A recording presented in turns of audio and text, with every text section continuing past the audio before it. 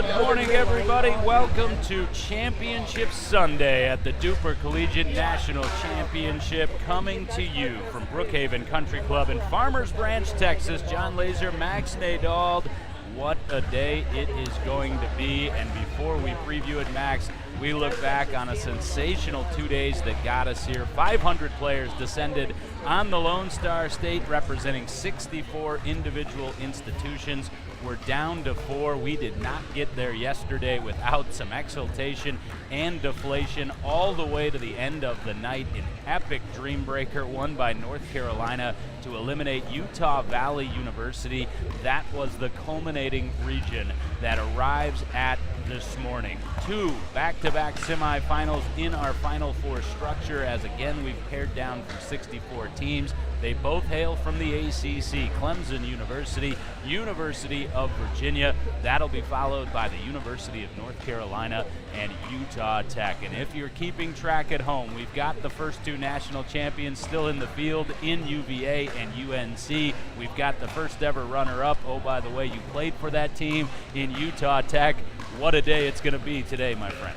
Absolutely, John. It's such an exciting day today. The teams are arriving. Super excited, and it's buzzing around here. Everybody's ready to get into these semifinal matches and hopefully advance to the championship.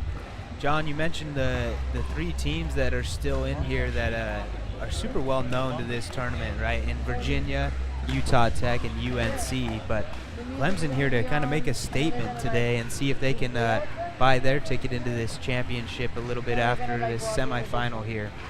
Yeah, and let's meet the Tigers in just a second, but first, what's on the line today? Obviously, first and foremost, the cachet of being known as a national champion. There will be only 3 in that club at day's end, maybe only 2 if it's a repeat champion in UVA or a second-time champion in North Carolina. $15,000 worth of scholarship money goes to the winning program. That can alter your upcoming schedule and what you're able to do fund-wise. $30,000 total prize pool. They'll take home the National Champions Trophy, and new addition this year, we're going to cut down the nets. We played a March Madness format. Why not introduce a March Madness tradition? We'll cut down the pickleball net here on our championship court. Jacob Smith, who just does such a tremendous job directing and leading this DUPR Collegiate program, just went over all of those particulars for the competing schools this morning. I saw their faces light up when he said cut down the nets. We've also got a court announcer. We've got all the trappings of a national championship. I can't wait, man. Sprung out of bed today. Maybe it was the extra hour of sleep with daylight savings time. But let's talk Clemson. Let's talk UVA as they're now individually introducing the players for Clemson MLP style. Let's start with the women. Fiorello Bazzetto, Lucy Calbus. Fiorella came over, as she always does, bubbling this morning with excitement. Man, she played well yesterday. I asked her what the difference between playing with Lucy as opposed to her former partner, Celie Feldman, who graduated, but along with Fio, won the Virginia Super Regional with Clemson back in the spring. She said quite simply, she's more aggressive, allows me to play more of my style. Yeah, and this women's team for Virginia is strong, but Clemson's going to have to play that aggressive style today, and they're going to have to come out quick. We talk a lot about the scoreboard pressure that comes, and this is going to be a tense moment this morning for both of these teams. So I think if you can come out strong, get on the scoreboard early, and get some of that scoreboard pressure on the other team, it's going to make a whole lot of a difference going on into these matches here. Looking at the rest of the Clemson lineup, a little bit distractive as they're announcing the starting lineups for both of these teams. Kyle Compton, you see the DUPR there, 5.223. Compton is the president of this emerging Clemson pickleball club, joined by Jackson Wiley, relative newcomer from the tennis scene, but man, he has acclimated quickly. 4.691 is that DUPR. They are the Clemson Tigers, Fiorello Bazzetto, Lucy Calbus, Kyle Compton, and Jackson Wiley, and it will be women's doubles up first. Let's look at the UVA Cavaliers, defending national champions, but the roster and maybe the deepest program in the country. Let's just go ahead and say it is the deepest program in the country. Roster is altered quite a bit from last year's national championship look. Couple of holdovers in Eli Mautner and Alexandra McDonald, along with Vivian No, but David Beeger, Lorelei Singsank no longer on this Virginia roster. However, replaced ably. Alexandra McDonald will will pair with Vivian No in women's doubles. Eli Mautner, Connor Burns, the president of this UVA pickleball club, will compete in men's doubles. And this is a team that went through the fire yesterday, a dream breaker. Then they righted the ship, looked like themselves the last time we saw them in the quarterfinals. They arrived here this morning thinking 2P. Yeah, you're exactly right, John. These guys are excited. We just heard a speech from Eli Mautner, and he is getting the team going this morning. There's just some excitement around them. But when you're coming into this as the defending champion, there's a certain pressure that comes with that, John, and we're going to see how that affects them today. We're going to see how it affects them first here in women's doubles. I think this is an important matchup here, and we got to see if Virginia's going to be able to handle this women's doubles team from Clemson, who's been on fire lately. Yeah, I think Eli Mautner may have watched the movie Miracle last night in his hotel room because he was channeling inner Herb Brooks and the I think you're right, 1980 gold medal winning hockey team from the U.S. It was well done and it was well received as he was encircled by all the UVA teammates. And again, congratulations to UVA. They are the Challenger Division champions for a second consecutive year. They won 2 other additional individual brackets on the men's side, and all of those Challenger players and the remaining team members, there are 24 of them, are in attendance to take in the festivities this morning. UVA will definitely play this like a home game like they usually do, despite where they are nationally. Yeah, that's exactly right, and they have the crowd here to back up this excitement, and you're going to see them get involved. They have a lot of energy. They come in and they cheer loud for their team. But Clemson has a few fans over here, but we're going to see if they can match the energy of Virginia today and try and pull off this upset. Without question. Let's look at the road to get here. And again, this is our first semifinal. This is the Northwest matchup. North Region champions against the West Region champions. Clemson, with a cumulative DUPR of 19.824, came out of the North Region as the number 3 seed. How did they get there? They walked past Villanova, a forfeit there, 3-0, technically the score over the 14 seed. Then they did defeat the 6-seeded Michigan Wolverines, 3-0 as well. No trouble with the 2 seed, the Miami of Florida Hurricanes. That was also 3-0, and then here came adversity as expected. The top seed over on our grandstand court. FAU, the Florida Atlantic University Owls, went 2-2, but that's not telling the whole story. 32-30 in women's doubles, then 28-26 in mixed doubles 1, and that was mixed doubles with Bozzetto and Compton, their stronger mixed doubles team. Compton told me this morning in one word, stressful. It was stressful, then got into a dream breaker scenario and won that 21-15. That is how the Tigers arrived in the Final Four. For UVA, the number 2 seed in the West, cumulative DUPR of 19.681. No trouble with North Texas, the 15 seed, 3-0, nor Mississippi State, 3-0 over the 7 seed. TCU, that's where the surprise started, and we got a swell of spectators over in the far side of our sprawling facility. It went 2-2, looked for all the world like TCU was going to stun the defending champs. Then Connor Burns made a stand along with Vivian No in mixed doubles 2. Then we went to a dream breaker. Again, it looked like it was going to be the Horned Frogs that were going to come through. Not to be. Saw the championship pedigree. UVA guts it out 22-20, then strolls over to the championship court and takes care of NC State 3-0. We saw a little bit of everything from UVA yesterday, including some of that inconsistency, but then the last time we saw them against NC State, we saw that top level from Connor Burns and Eli Mautner. Yeah, you're exactly right. And John, as you talk about some of these scores leading up to this semifinal match, these guys are willing to battle, right? We see it in both teams with a 32-30 win. You got to have some guts to be able to go 32-30 and come out with the win, as well as a win at 28-26, and then to battle through a dream breaker. Those are some pressure moments, and you see both these teams are able to battle through those pressure moments, but there's no pressure like a championship Sunday. Battling in a semifinal to make it to the championship, there's nothing like it, and it's going to be on both teams, right? For Virginia, they're coming back. They want to defend their title. Clemson looking to make a statement and get their first chance at a championship here at the Collegiate National Championships. And I think they have the team to do it, but it's about execution at this point and handling those nerves and being able to play through the pressures. Yeah, it was interesting. I was looking back at an interview that Kyle Compton gave last year in 2023, and he said coming to Nationals a year ago, which were in Atlanta, we feel like we can win it, but we feel at least like we can make the semifinals. Now that has been prophetic, but a year later, here they are. Shortly after he uttered those comments, they won the Virginia Super Regional at Performance Pickleball in Richmond back in March. They did it with a different roster than they come here with today, but the two main cogs in that roster are here. Fiorella Bozzetto, the leader on the women's side, Compton, the aforementioned, on the men's side. Now they're paired with Lucy Calbus, Jackson Wiley, the newcomers. Levi Leard, who was part of that team, has moved on, as has Seeley Feldman, but feel like this Clemson team is stronger. We'll find out if you can say the same about UVA. David Beeger, Lorelei Singsank, they'll be remembered in the early stages of college pickleball as a couple of the greatest players that this sport has seen at this level. Those are big shoes to fill, but UVA feels like they filled them. Yeah, you're exactly right, and we're getting on here ready for Clemson to serve this first point. Yep, here we go in national semifinal number 1. Calbus with the serve, Bozzetto with the put away, but it's a football called against Fiorella. But I like the play there from Clemson. They came out aggressive. They tried to make their play. I think that's what it's going to take for them, is to come out with no nerves and play their style of play, which is aggressive. Oh, yeah! Calbus was able to just catch the outside of the line there on that backhand volley to square the score at 1-1. Already electric, and a lot of that has to do with this contingent of UVA supporters, and maybe because of that, Alexander McDonald a little fired up on her first serve return. Yeah, you're exactly right, but Clemson's getting loud when they're winning points right now. I love to see the energy coming from Clemson. I think this would be a big win for them in women's doubles to come out up 1-0 and really make a statement to this defending championship team.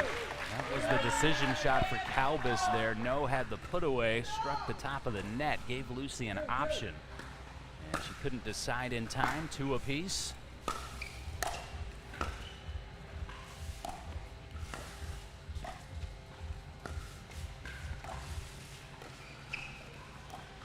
Again, no off the net. An opportunity for Clemson, but Bozzetto took her eye off it for a second. Yeah, John, I think both teams are trying to get a feel for their opponents at the moment, trying to get a feel for the moment, and trying to make the best decisions that they can. But Virginia coming out hot. McDonald with that strong forehand drive. That's something to watch. She loves to smash the ball. She loves to hit drives from the baseline.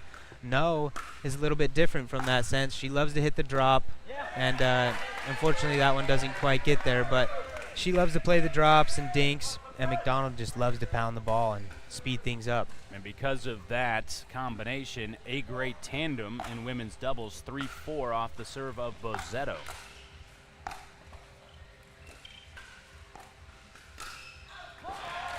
Flat on the paddle from Alexandra, you could see as she pancaked that attempted put away.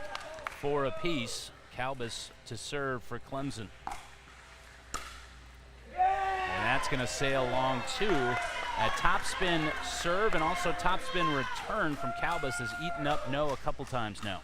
Yeah, you're exactly right. And I think we see some of the nerves coming out here. A few easy mistakes, simple mistakes to start the match for Virginia. But they're still battling in here, and it's 5-5 at the moment, and it's tight, and it could go any way. I'm nervous, and I'm not even close to playing.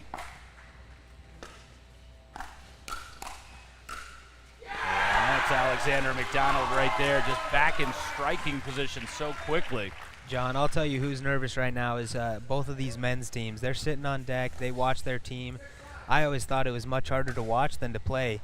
When you're playing, you're able to hit the ball, get into the moment, and get rid of some of those nerves. When you're not playing, you're watching, you know you're on deck, and you know how important this women's doubles match is. You're really feeling those nerves on the bench. I think that's an excellent point. And also, you don't know when you take the court, are we going to have the one game to none lead, or are we going to have a kind of must-win situation? Yeah, you're exactly right. If you're down 1-0 coming to that next game, it's really an important game, and it's really comforting to know that you're up 1-0 going into that men's doubles game. That roll from McDonald crept a little long, so 7-6 for the Clemson Tigers. Make it 7-7, and this has really just gone back and forth. Kind of some unforced errors back and forth, as you might expect. Yeah, John, we talk a lot about those third shots, whether it's a drive or a drop. That's what's going to make the difference in this match, I think, is who's able to be consistent with those third shots and get some points on the offensive side of things. But there you see McDonald coming in strong with that two-hand backhand, able to force the error from Bozzetto. Not surprisingly, both of these teams trying to funnel the action to the right side. That's not a funnel, that's a put away from Lucy Calbus, and Vivian No, as usual, smiling and cordial as she thanks you for returning the ball into play. 8 apiece off the serve of Calbus.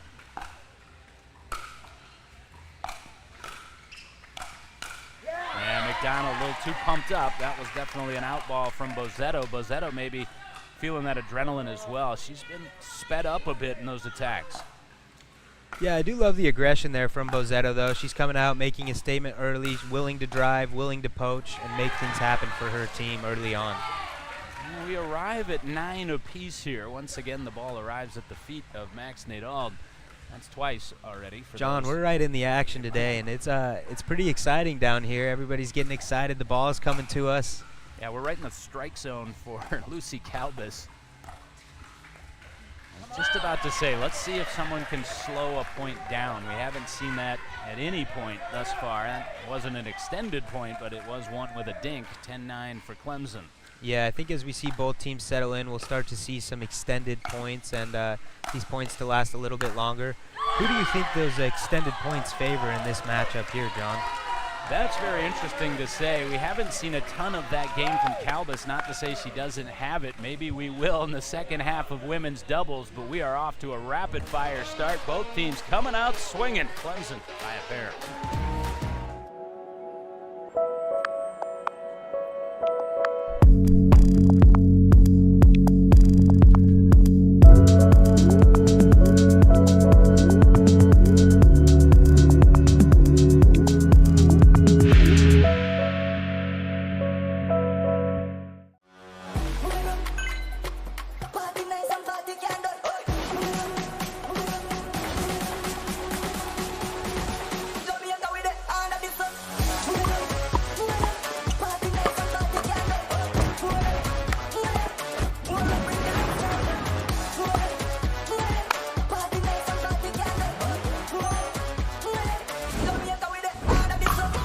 What's your DUPR?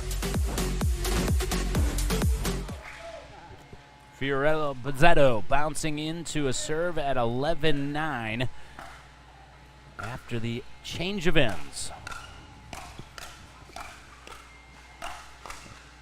What a get by McDonald.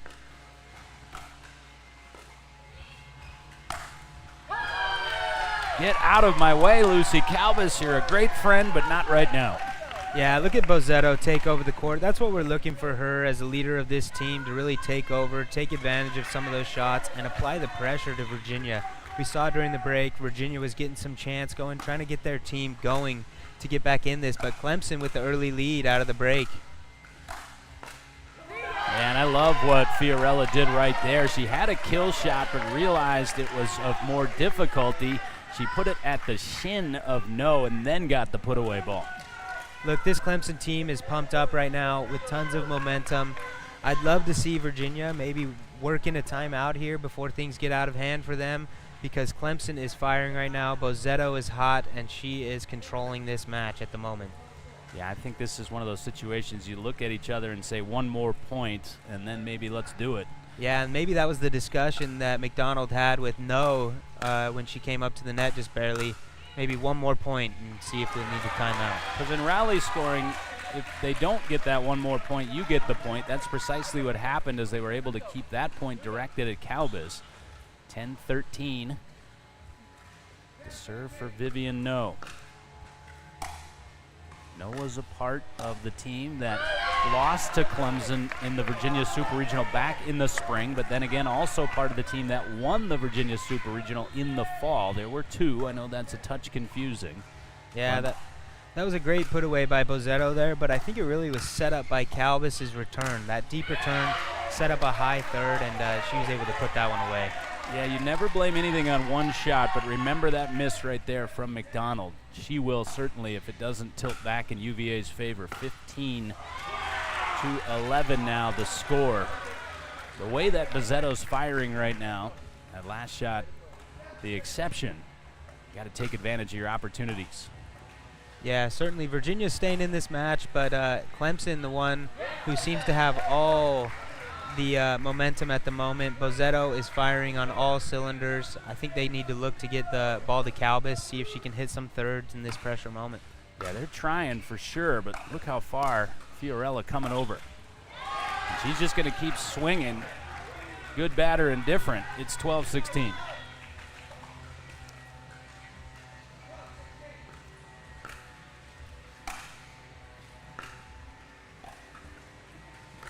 Oh, what a shot by Fiorella Bozzetto.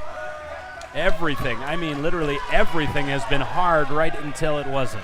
Yeah, you're exactly right, and that's what catches Virginia off guard. They're not quite sure what to do. She's going hard, and then she drops one into the kitchen, and it forces the error from no, and that leads to a Virginia timeout. And a timeout for us as well. Max and I need a breather. We're caffeinated and off and running. People play pickleball for exercise, competition, or to hang out with friends. What your reason is doesn't matter to Gamma. What matters is that you play, that you enjoy playing with passion, and you have so much fun you can't wait to play again. At Gamma, we offer paddles perfect for all levels, including yours, because pickleball is about you, the player, and what feels right. Pickleball is your game. Make Gamma your paddle. Play to live, live to play. Gamma Pickleball. Yeah. Let's go. We just gotta go hard. I go the hardest. I bring the pain. Not what you used to. It's all part of the game. Yeah, I just gotta go hard. I just gotta go hard.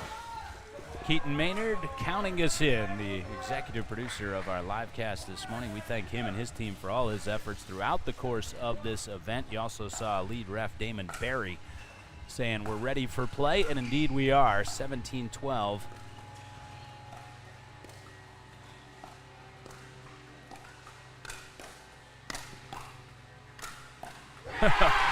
Man, too much Alexandra McDonald on that point. Bozzetto and Calvis both hit some gorgeous shots, but McDonald was not to be turned aside.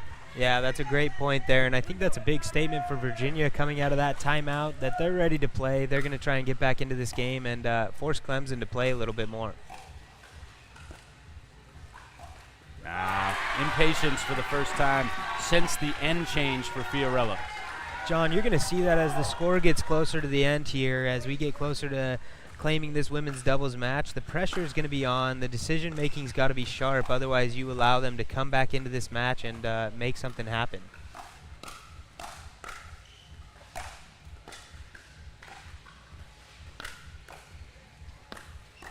Look out. Look out again. What a point. McDonald just playing some sensational pickleball. Bozzetto had a couple that she normally puts away, and that'll lead to a Clemson timeout. I like the timeout from the Tigers. We will stay right here. This is the DUPR Collegiate National Championship powered by Yola and Max. This was exactly the type of game, A, we were expecting, and B, we were hoping for to get this morning supercharged. Yeah, you're exactly right, and we know Clemson comes out aggressive, but Virginia matching that aggression right now since they came out of that last time out. McDonald is absolutely firing right now, and they get a few quick points, forcing Clemson to call the timeout, and I think it's a smart timeout, calling it early, not letting them get on too big of a run. Hopefully they can shut it down when they come out and make a statement and get this game back on track for Clemson women. Looking at that team huddle for Clemson on your screen right now, you see Kyle Compton doing most of the talking as expected. Compton, I think, more of just a calming influence in that instance. I don't think there needs to be a big strategy change. You have to point out the play of Vivian No in those last few points. McDonald's getting the glory on the putaways, but it's No who's been able to funnel the point where they want. Yeah, you're exactly right, and No's really that setup player for McDonald. She does such a great job of putting the ball in the right places and setting up McDonald for those putaways. What a wicked drop right there from Alexandra McDonald. I'm not all power. 16-17, 4-point run for the Who's.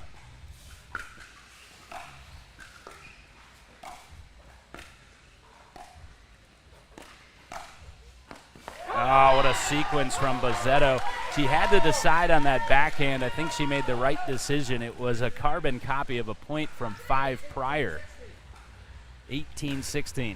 Yeah, we see Bozzetto use that same shot again, bringing No up to the net on the run, and then forcing that high backhand. Oh, McDonald turns back Bozzetto to 17-18.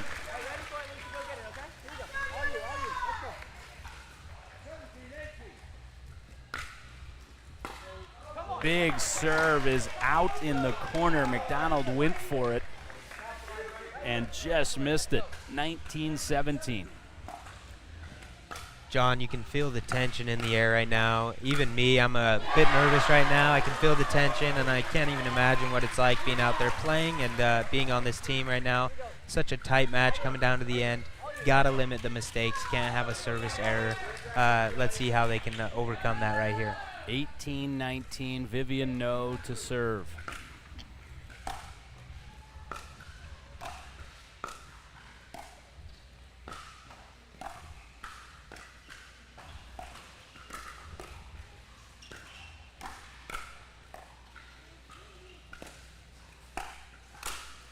Oh, what a point. McDonald and No thought they had it won 3 or 4 times prior, but stick-to-itiveness draws them even. Yeah, I think what set that all up was the McDonald backhand roll to that corner and pushing Bozzetto back a little bit. And we see the return error there, setting up our first match point in this women's doubles match, 2019 No to serve championship point.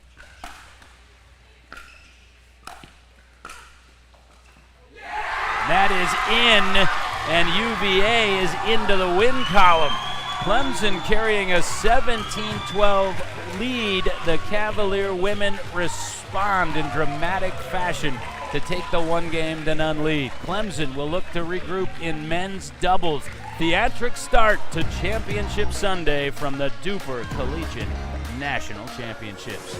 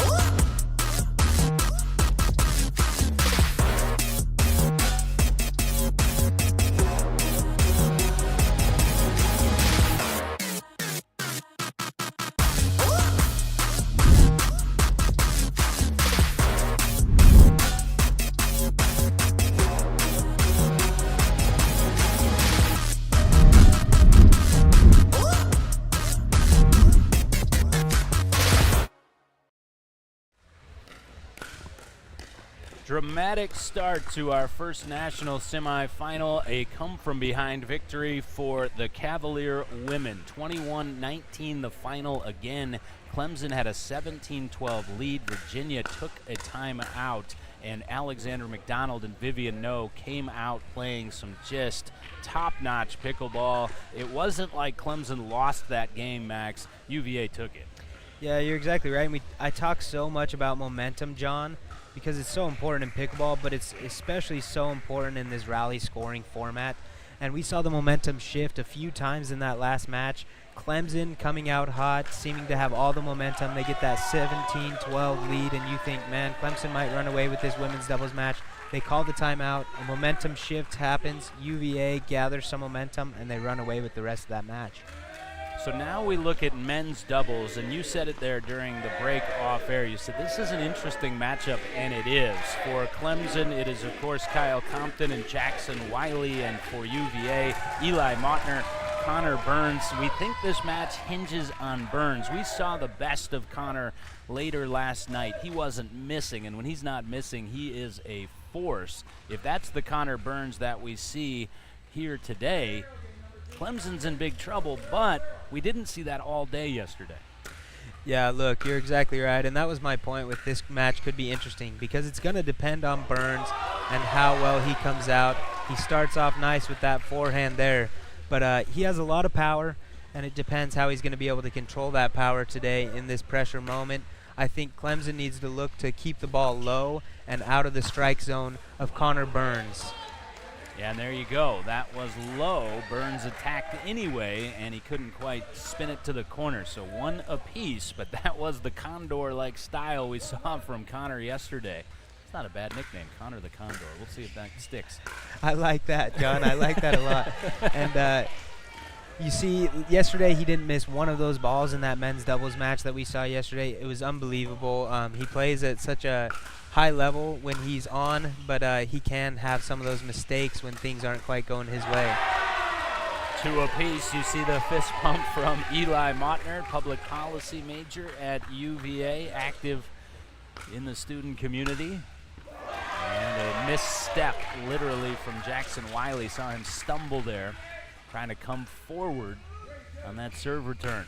Yeah, and Eli Mautner is kind of a leader for this UVA team. You saw him giving that pep talk speech this morning and hyping up his teammates as well as all of the fans. And he brings a lot of excitement to this team, but he's kind of a leader and settles them in as well.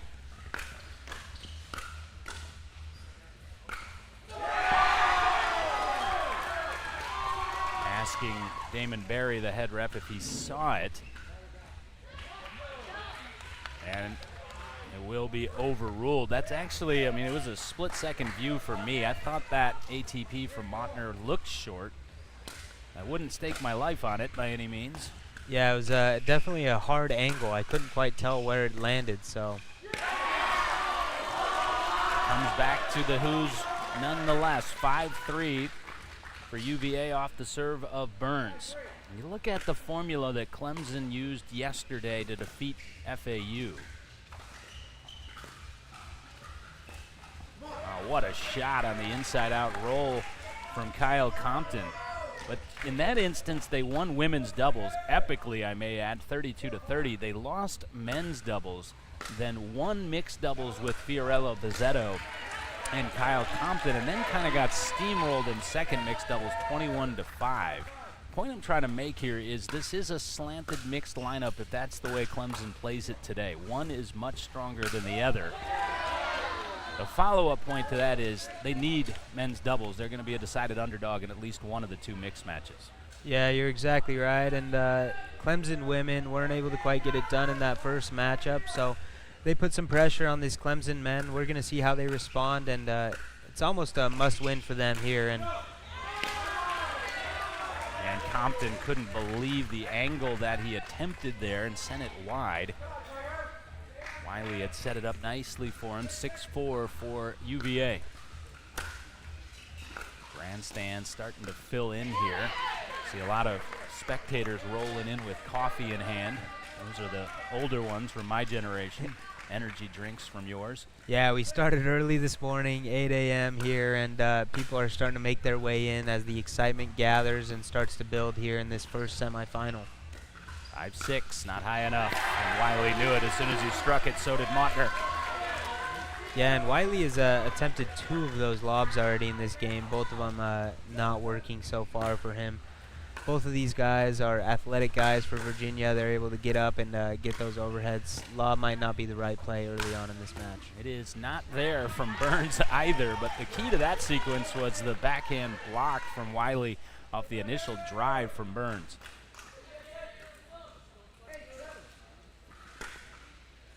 8-7 for Clemson. Now 8-8. It really, honestly, at that point in the game, didn't feel like Clemson was leading Max, but they were. Yeah, and that's kind of what happens with rally scoring. It goes back and forth, and we really need one team to try and put together some points on the offensive side of things, and hopefully Clemson's able to put some stuff together here on the offense and get a little bit of the scoreboard pressure we talk about, get that lead, and get things going. But beautiful point there, and Clemson able to come out on top of that hands battle. Everybody with quick hands out there, and we saw it in that firefight. That was gorgeous from Kyle Compton. You saw the shot, 3 shots prior on the Scorpion.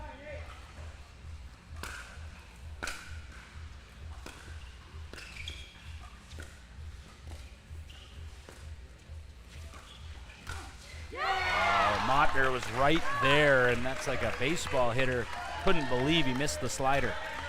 Yeah, great job by Clemson there, moving the ball around the kitchen, moving Virginia around. It forces a pop-up from Connor Burns, and then he's able to take advantage of that with a nice forehand. And 8.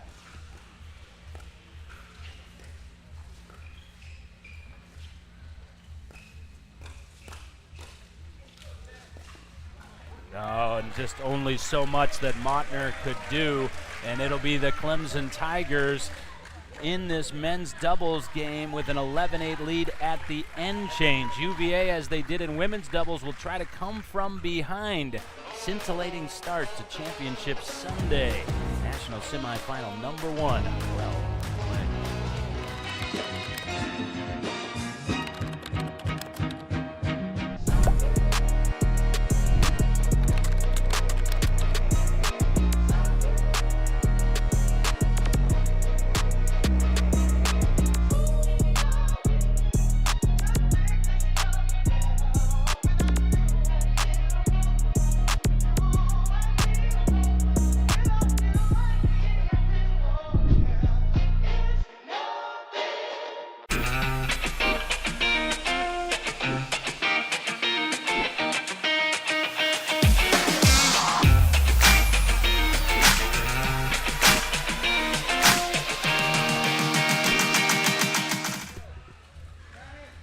Every time out, a UVA chant rings out here at Brookhaven Country Club. Work to motivate in women's doubles. But Clemson snatches the first point after the change of ends to lead 12-8. John, you see what's working for Clemson so far in this match is really slowing down the points, extending these points, getting the ball down into the kitchen, bouncing in front of Connor Burns, and making these guys dink a little bit. They've been able to have success as these points have been extended and slow them down.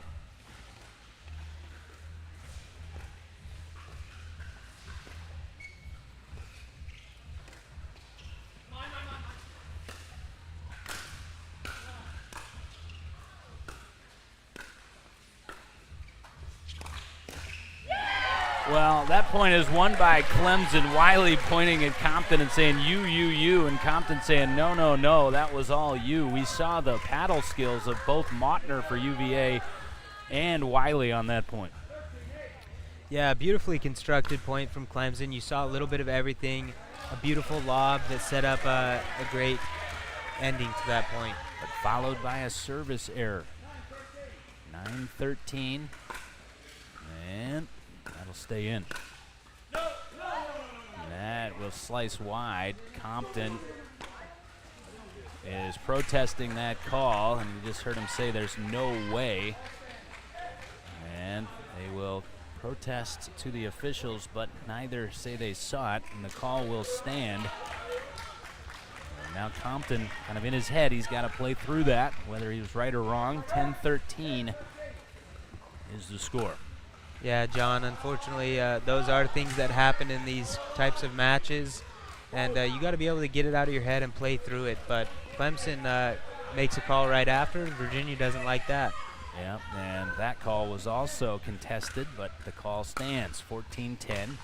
Did I mention these teams know each other very well, both representing the ACC? About 4 hours from campus to campus by vehicle. Oh, Mottner, come on. Give me your best shot. I'll give you my bicep flex. Wow. Yeah, exactly. And you saw the speed up from Clemson. I think they need to stay in that point a little bit longer. They've had such success moving the ball around the kitchen, making Virginia make decisions, and them speeding up first. Clemson needs to be the ones defending those speed ups. I think it's been successful for them so far, and that's why they have the lead right now. Oh, no. Clemson got what they wanted. Wiley couldn't finish the job, and it's 12-14.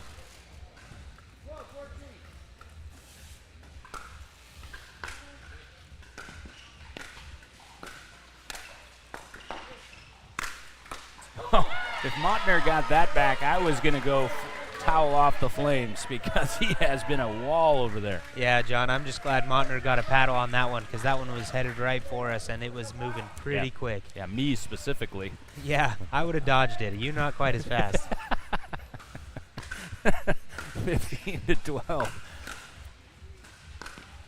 And 13-15. And this kind of similar recipe from women's doubles where Clemson was dictating the pace a little bit, but maybe a touch too aggressive. Yeah, that's exactly right. And I talked about it so much, but it's really controlling the kitchen for Clemson. They need to get back to their game, dinking, slowing down the points, and allowing themselves to stay in these points a little bit longer. 14-15. Oh, great roll from Mottner, and it's square at 15. I thought Clemson may contemplate a timeout a point prior at 14-15. They did not take one there, and they will not take one here.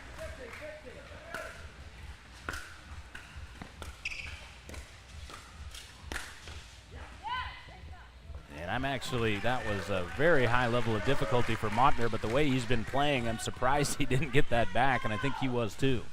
Yeah, exactly. And these Clemson boys got to be ready for some of these balls to come back because everything is coming back at the moment. And we see another service error. That's 3 in this game so far, some from each team. And at critical momentum points too, 16 all, but Wiley atones, 17-16. We saw Utah Tech, the Trailblazers, making their way in for National Semifinal 2, and our grandstand is just about at capacity. Oh, what a shot by Compton, and again, Wiley pointing at him, saying, "You're that guy."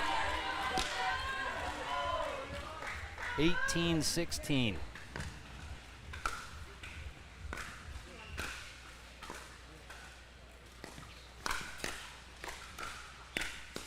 Oh, man, Kyle Compton. Double fist pump, and rightfully so. If he had 3 arms, he could use them all. He hit 3 magical shots. Yeah, and that's what it's going to take in this match for Clemson. They're going to have to keep hitting these high-level shots because Mottner is there for all of them so far, and they're able to get that one. But it's going to take a few difficult shots in a row. Yeah, for those watching at home, then you play rec or you play at a level not here at the national championship level. That's just about everybody, by the way. And you look at some of these shots and you say, man, every single one of these would win a point in the games I'm playing. I think that's the testament to the players at this level, and particularly on the right side. You just become that blocking shield. Mottner has played incredible pickleball, and again, that's a testament to what Wiley and Compton have done to have the lead. Yeah, that's exactly right. And then you add in the pressure of the moment, John, and those shots get even more difficult. You're in your head. You're thinking about the money that could come from this championship here, but also just the title of winning a national championship for your school. Well, and again, you're the defending national champion until you're beaten, but then you're not, and that's the pressure that rests on the shoulders of UVA. and nobody else really in the country. There's only one defending national champion. That is the Cavaliers. That was the message from Mautner this morning. There's only one UVA. Wiley got a little hesitant, thinking about coming in, but he's let Compton dictate, and Kyle was a touch slow following. 17-19.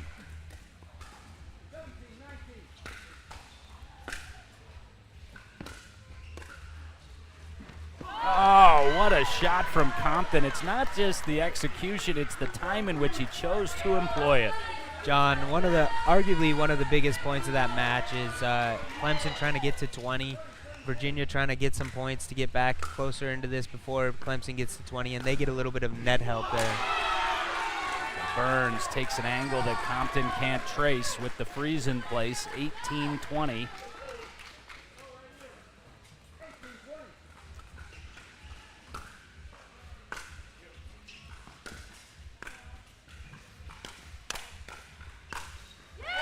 Saw a little stutter step from Compton on a higher dink from Wiley to get himself in position to strike. Yeah, Clemson here with their second match point. We'd love to see a good third here. Try and get up to the net, force an extended point, make Virginia earn this one. 20-18. Now, short on the drop is Wiley, and it's 19-20. Many in the UVA throng standing.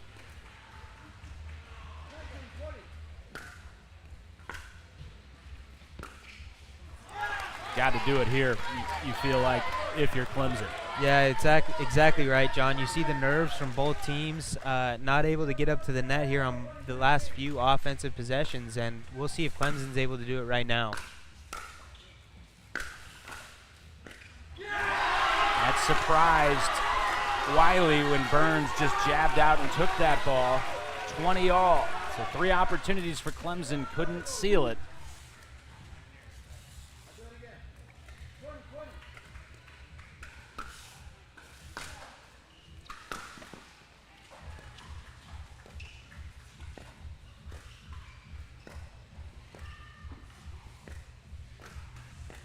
Look out. Game point, UVA. Mautner won that battle of forehands. Yeah, and Mautner really the one setting up that point for Burns to come in with that big forehand overhead and put away the finish on that one. 21-20 for the Cavaliers. And that is just a touch long, 21 all. And that also just narrowly missed grazing the shoulder of Compton. Yeah, great leave, way to get out of the way and let that one fly out there. We're tied up here, 21 all. Drive again in onto the body of Mautner. Same formula as Mautner plays it back, and it's Wiley who's been a little shaky with the last few points, leading to these easy putaways for Connor Burns. Yeah, Virginia with the advantage here. They get their second match point. We're going to see if Clemson is able to defend this one. 22-21. And he missed it, and he knew it. And it's the same body language that we saw in women's doubles. Clemson had more than one opportunity to even things up, but you see that championship medal of the defending champs. UVA a commanding 2-0 lead as we wander our way to mixed doubles in Dallas. This is national semifinal number 1.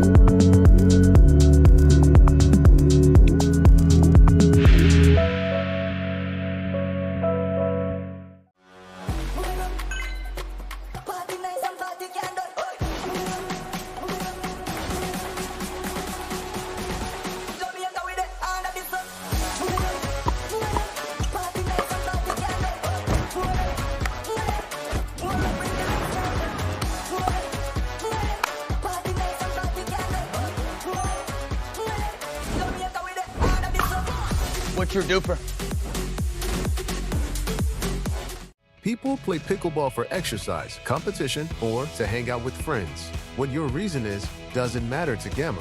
What matters is that you play, that you enjoy playing with passion, and you have so much fun you can't wait to play again.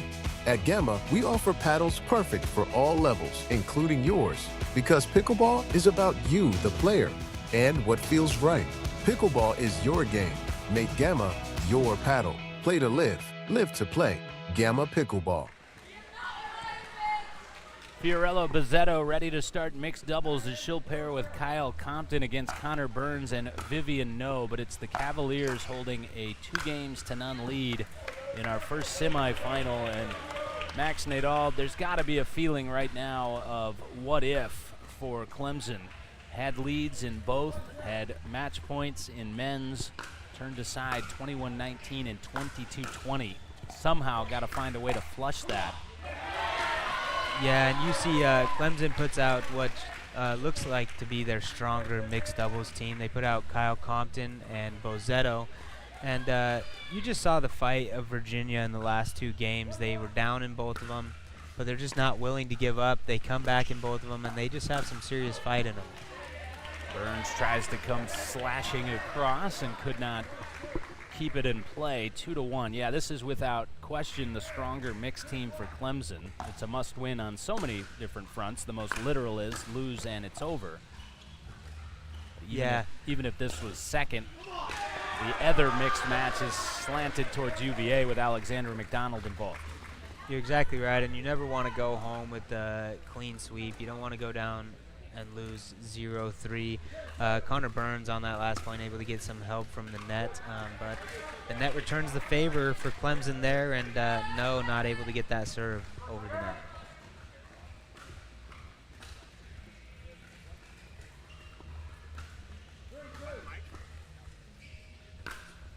Two.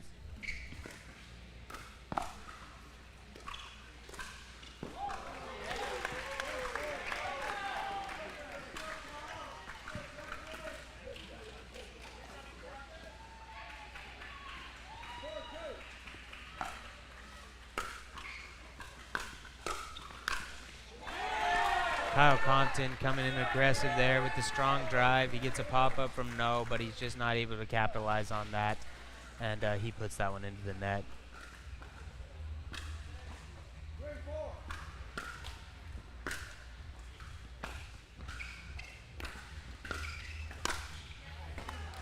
Another put away for Kyle Compton.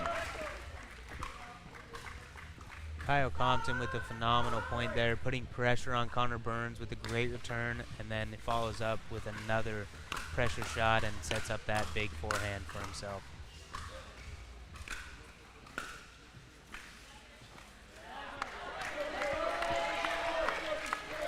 So a run here for Clemson. The Tigers playing from the front as they did in each of the first 2 games. Compton trying to change it up and drive one at Connor Burns. And you feel that sometimes when you're serving and you want to provide diversity and you change up something that's working. Yeah, exactly. And Clemson looking to make something happen here. But Connor Burns with that 2-hand backhand down the middle, it's so clean. Does a great job of taking a little bit off of that one, adding some topspin to make sure that one stays in the court.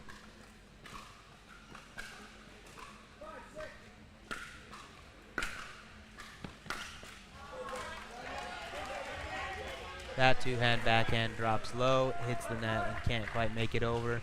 Clemson back with the serve. 7-5 off the serve of Compton. And that big serve of Compton. And he does vary the spins. Capability for top spin slice as well. Oh no, did an outstanding job of adjusting just to get a paddle at it, but then couldn't keep it down.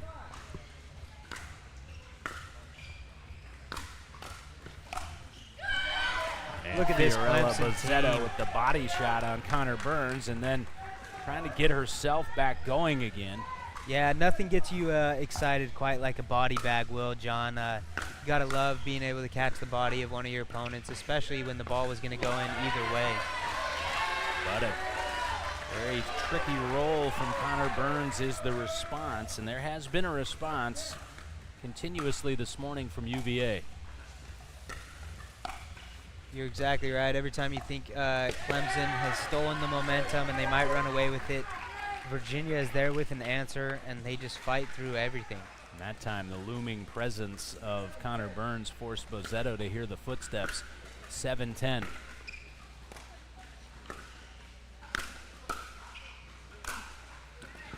And Compton just loading up towards no to earn himself the opportunity for the open angle. Clemson, once again, 3 games in a row, has the lead at the change of ends.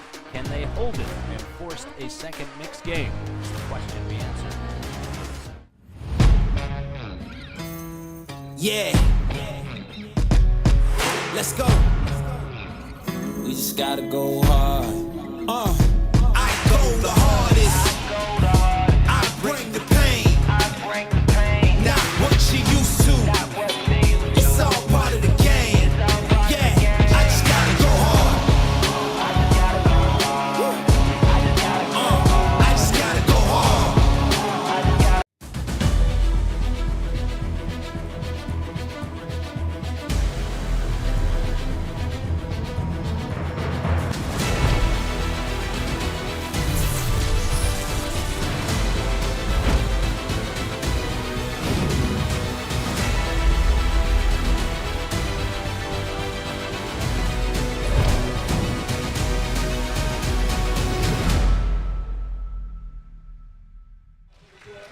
Lapoplasty Pickleball World Championship really revving up today with Championship Sunday of the DUPR Collegiate National Championship semifinal number 1, favoring UVA 2-0. But Clemson, as they did in the first 2 games, holds a lead at the change of ends, and as they did in the first 2 games, they win the first point after changing ends. Now Clemson's got to flip the rest of that script. They have not been able to hold those leads to this point.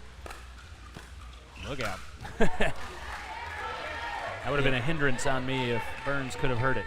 Yeah, that's exactly right. And Clemson coming out firing after the break, and we see the aggression, and the aggression is what's getting them these leads in these games. But as the points come down towards the end, they start to get a little bit tight, and I think the aggression lacks a little bit. So I'd love to see Clemson keep up the aggression, keep playing their style of game, and forcing that style of game onto Virginia. And the tape helps Vivian know after the service fault from Kyle Compton. A couple of points back to the Cavaliers, 9-13 off the serve of Burns. And that's not a shot that Burns misses often, as you can see by him muttering to himself. 14-9.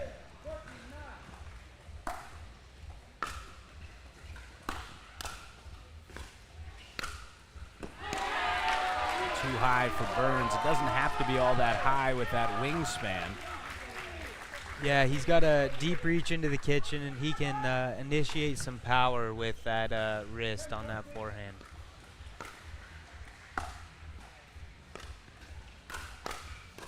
No hangs in there on Compton, and despite the fact that Clemson leads in this game, you start to see frustration on the faces of Fiorella and Kyle.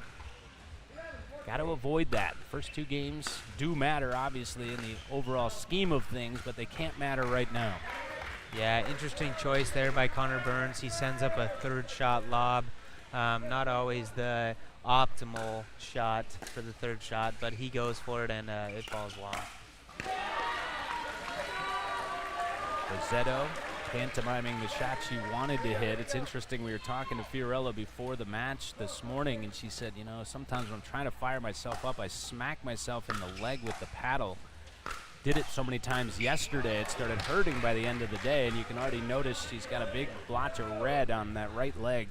She does, yeah, and you see it a lot from lots of people who smack their legs trying to get themselves warmed up, but she goes and hits it pretty hard, so I'm sure that hurts. Slice drop is effective. No smack necessary here for Bozzetto. 17-12. This is the identical score that Clemson held in women's doubles.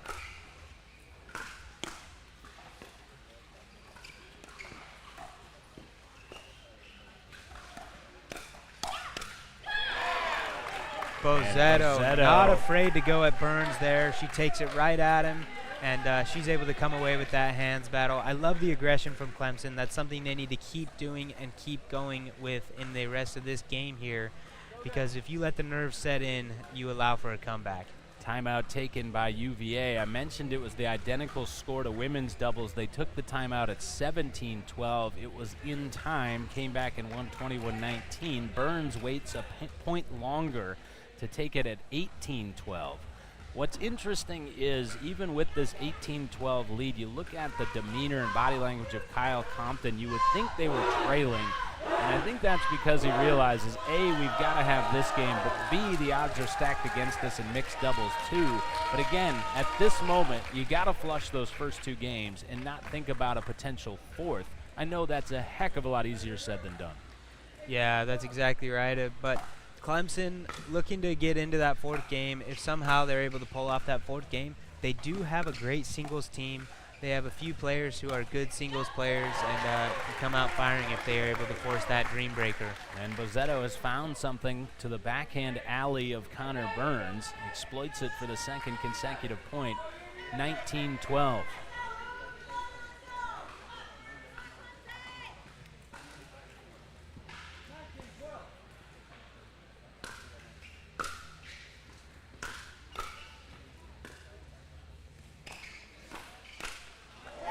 To 12.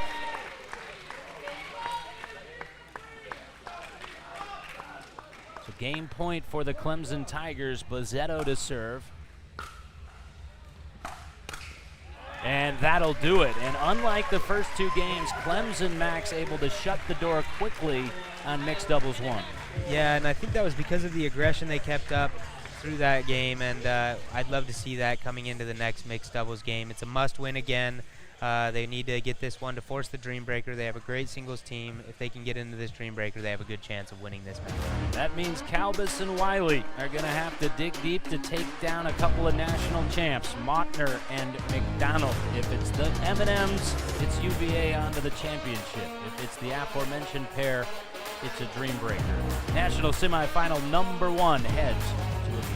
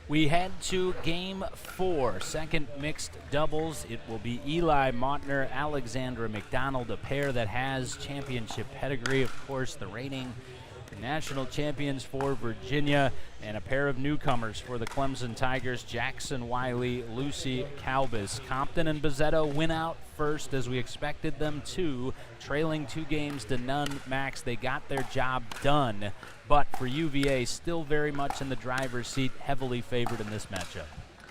Yeah, exactly, and Virginia's going to be favored, but we love a good underdog story. Clemson coming out here, I think they got to have a little bit of excitement on their side. They got their one game that they needed, and now they just need this second one to force a dream breaker. I think they probably feel fairly comfortable in a dream breaker. They would love to get into some singles, but it's going to come down to some execution here from the Clemson side of things to be able to get this game done and force that dream breaker. So Lucy Calbus will play the right side for Clemson. Of course, Jackson Wiley will play the left. Mautner, who played really, really strong pickleball in men's doubles, will play that right side so well in men's and move over to the left side in mixed. And McDonald, of course, who plays the left side in women's, will move over to the right side. So 3 of the 4 players changing sides. The only one who does not is Calbus. Yeah, and look for McDonald to be firing early. She loves to drive from the baseline, try to set something up for Eli Mautner in a little bit of a shake and bake scenario. Look for that early on in this match, and we'll see how Clemson's able to defend that.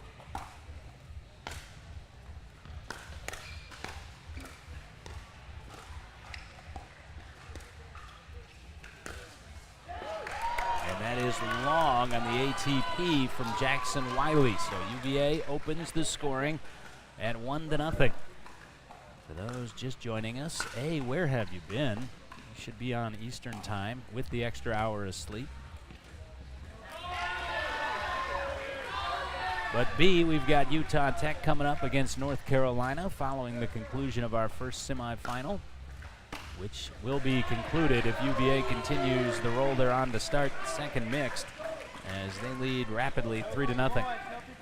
Yeah, important for Clemson here to try and settle in, get into some of these points. There's nerves trying to force this dream breaker, but there's also nerves on the side of Virginia, but they're going to have to force these guys to play. They haven't been able to do so just yet, and as the underdog, what you want to do is create some uncertainty in the favorite. Clemson has not been able to do that just yet.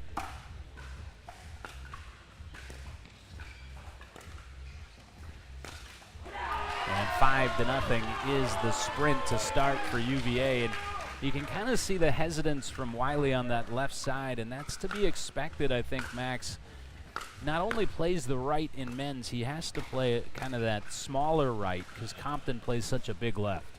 Yeah, that's exactly right. Now he's put into a new role on the left side. He needs to be able to come over, take advantage, use this court, but there they are. Clemson puts together a great point, and that's Wiley able to finish that one off, but all set up by Calbus and her dinking and able to utilize the dinking with Mautner.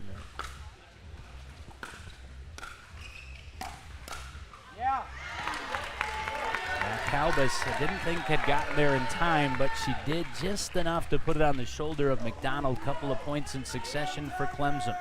Yeah, and Calbus knew she was a little bit late to that ball. She came forward and then used some great control to keep that ball in and force the error. We saw Wiley having to lean back on that drive. When that's the case, it's not usually the right shot selection, and wasn't there. 6-2 for UVA.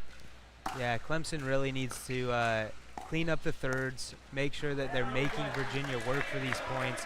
They're giving up easy points early in this match, and that's not what you want if you're the underdog. You got to force Virginia to play and make them get in their heads a little bit here. That was a disguised slippery shot from Calbus on the previous point, but Mautner responds in kind to a 7-3 lead for the Cavaliers. Again, it was 21-19 in women's doubles, 22-20 in men's. Bozzetto and Compton took care of business in mixed 1, 21-12. But now, thus far, UVA taking care of business in mixed 2. Yeah, we saw Clemson struggle when they were leading in games. They weren't able to close out those first two. Let's see if they like coming from behind.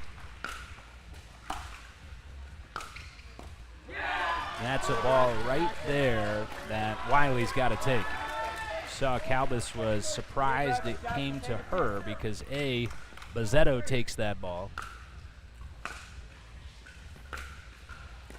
And Mottner right now is just eating up Jackson Wiley on that side of the court, and a timeout taken by Clemson prior to one more point, which would force the end change. We'll stay here at the DUPR National Championships, DUPR Collegiate National Championships, powered by YOLA. We appreciate all of the partners that have made not only the Super Regional Series possible, but just an epic college event here outside of Dallas. 500 players, 64 schools, $30,000 on the line, including $15,000 to the winning program here today. They'll cut down the nets. They'll take home the sparkling new trophy. And if it's Virginia, the first ever back-to-back champion in DUPR Collegiate pickleball history.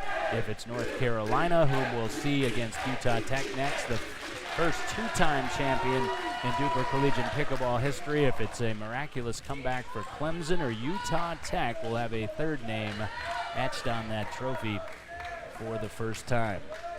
John Laser alongside Max Nadal, Keaton Maynard running the ship for us here throughout the course of the day. We'll be with you all the way to coronation time. And that will quickly lead to a change of ends. So the timeout for Clemson will lead to another rapid-fire timeout. Clemson needs to find some answers in a hurry. The defending champs are on to the finals.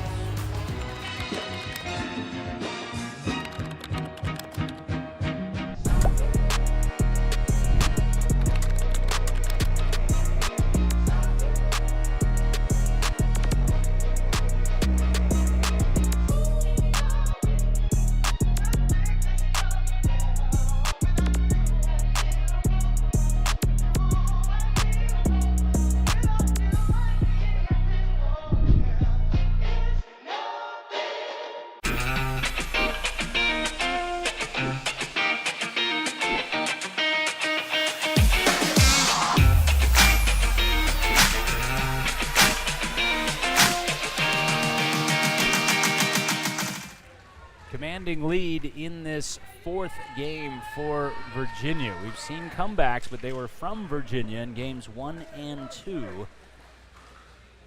The stronger of the mixed tandems for the Tigers. Again, Bazzetto and Compton answered the bell, and now for the newcomers, Wiley and Calbus, it is time to make a run if there is going to be a run. Yeah, and one thing that might give Clemson some comfort here is that they were chocked full of unforced errors in that first half of this. If they're able to clean those up, they might be able to get themselves back in the match. We saw in that first point another unforced error, though. Something's got to change for Clemson. They can't keep making these unforced errors. They got to make Virginia work for it. But props to Virginia. They played really clean. You haven't seen a whole lot of unforced errors there. McDonald able to force the error there with two powerful drives. Yeah, the problem for Clemson, well, there are multiple problems right now for the Tigers, including the 2-1 deficit, but the problem that stares them in the face is Alexandra McDonald. She knows what to do with a wounded opponent. And to your point, she's done it on the last couple of points. Yeah, that's exactly right. And we see another lob here. And just maybe not the right choice. Jackson Wiley sends up a lob. It's an unforced error again. You got to play clean if you're Clemson. Play the high percentage shots, be smart, and make Virginia really work for this. But Virginia just still coming out firing. They have all the momentum, and they're not giving up any of it. Yeah, it's a buzzsaw right now.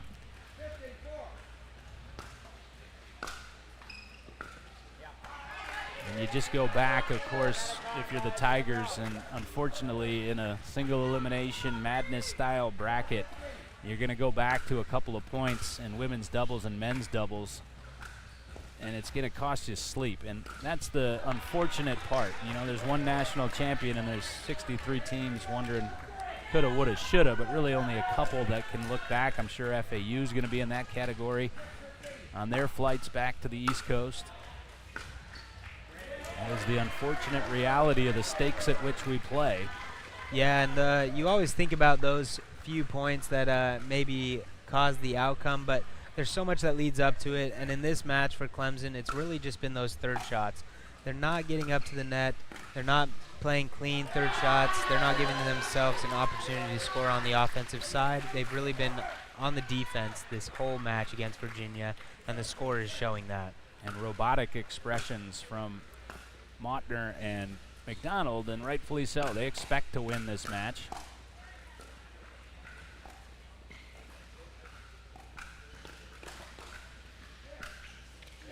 That will be somewhat cathartic for Jackson Wiley there. Yeah, that's the point that you want if you're Clemson, though, right? You stayed in the point for a little bit longer. You forced Virginia to hit some shots, and you're able to come away with the error.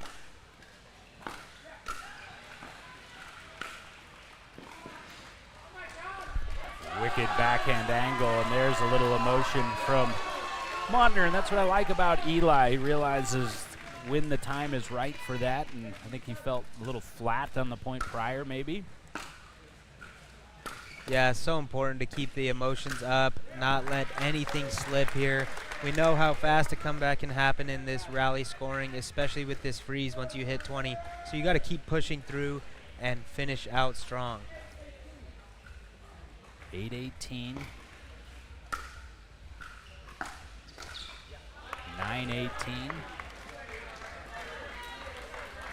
Listen, crazier things have happened, but not at this stage. Yeah, it would really take a miracle from Clemson to make the comeback happen here, but never say never, John, and we hope to see it.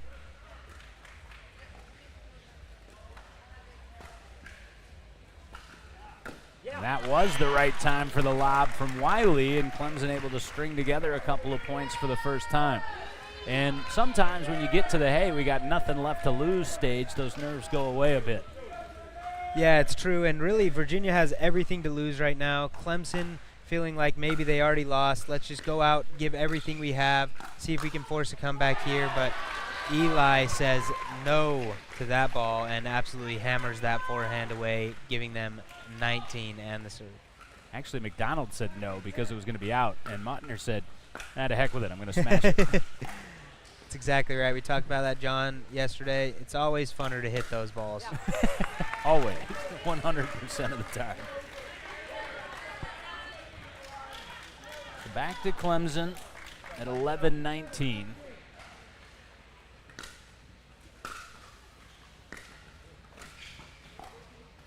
And now match point, a point away from earning an opportunity to defend their national championship for the Virginia Cavaliers.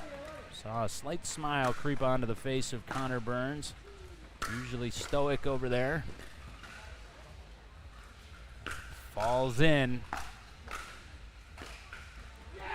And that will fall out as UVA leaps to their feet. The defending champs are still the defending champs. Virginia by a pair in women's doubles, by a hair in men's, and then all the way to the finish line. Can't say enough about the Cavaliers. We saw that championship pedigree. Something different about this Hugh crew. Yeah, Virginia just comes out firing today. Such a strong team. They have so much fight in them. They got behind in the first two games. They're not worried. They don't stress. They come back. They make something happen in men's and women's doubles, and then they're able to close it out in that last mixed doubles match. They're going to sit and watch these two teams play now, Utah Tech and UNC at North Carolina. Could be an exciting match here. This is an old rivalry of this Utah Tech and UNC team from the original College National Championships in 2022. Utah Tech looking to come back and make a statement here by taking down UNC. Listen, it's not that Max Nadal wasn't excited to call that match, but what got you out of bed this morning was this upcoming match. Like you said, an old rivalry, 2022 national title match between Utah Tech and UNC. We revisit it. Max is here, but on the headset. We're grateful for that. Utah Tech tries to reverse history. We'll step aside for a few moments as UVA rejoices. One more match. They're two-time champs.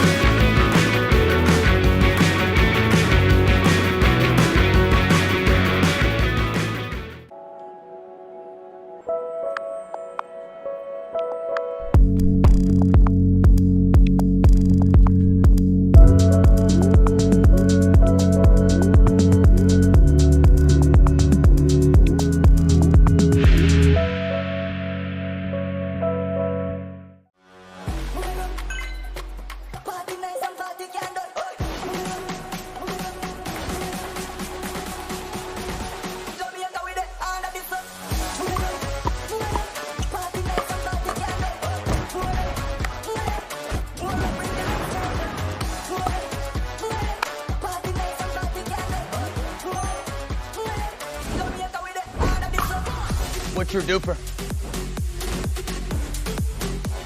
People play pickleball for exercise, competition, or to hang out with friends. What your reason is doesn't matter to Gamma.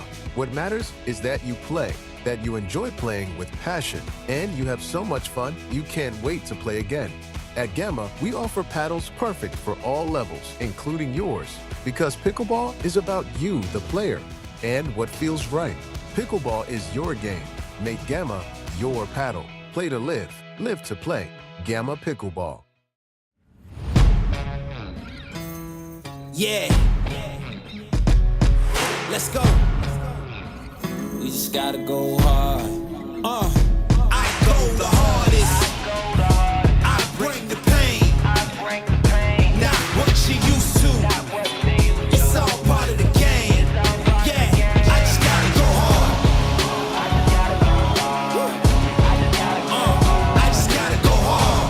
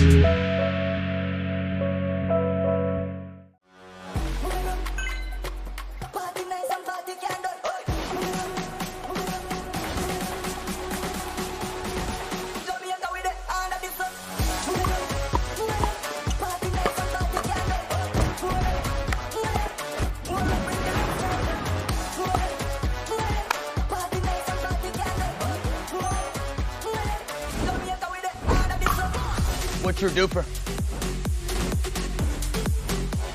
People play pickleball for exercise, competition, or to hang out with friends. What your reason is doesn't matter to Gamma. What matters is that you play, that you enjoy playing with passion, and you have so much fun you can't wait to play again. At Gamma, we offer paddles perfect for all levels, including yours, because pickleball is about you, the player, and what feels right.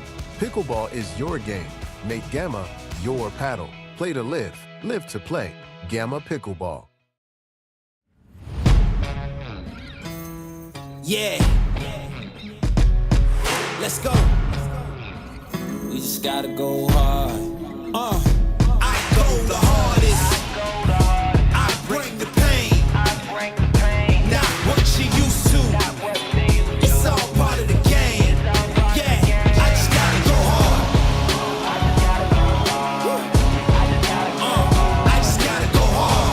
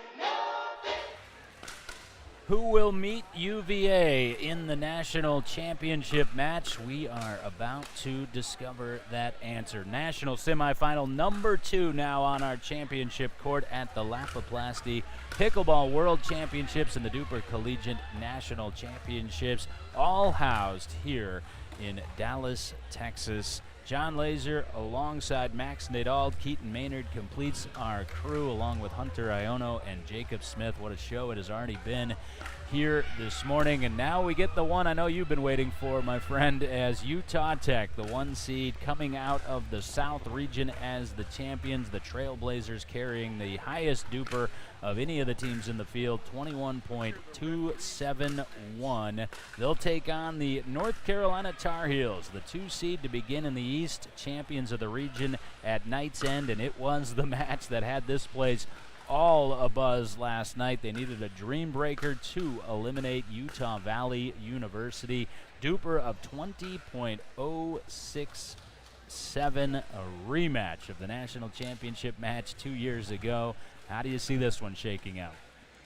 John, this is going to be an exciting one. You're right, it is the one I've been looking forward to. It's always exciting when you get to see Utah Tech play this UNC team. There's some history here. We talk about the last 3 teams that are left.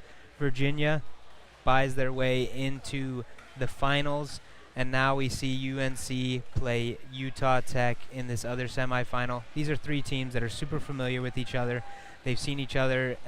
Virginia played UNC in the finals of last year's College National Championship. UNC, Utah Tech have faced each other in the original 2022 National Championships. So these teams know each other. They've seen each other. There's been some changes to the teams. I think the change with Utah Tech is Liam Duffin coming in. He's a strong player. Utah Tech is really solid all the way around, but UNC has some fight in them. And you mentioned that dream breaker last night. We all thought they were basically down and out in that dream breaker. They were coming from behind. You saw Sarah Carpenter, who's really the leader of this team. She was able to battle in that dream breaker against one of the, arguably the best women's singles player in all of this tournament, Dodo Kong, and she was able to put together some great points to keep her team in it and eventually get the win for UNC in that dream breaker.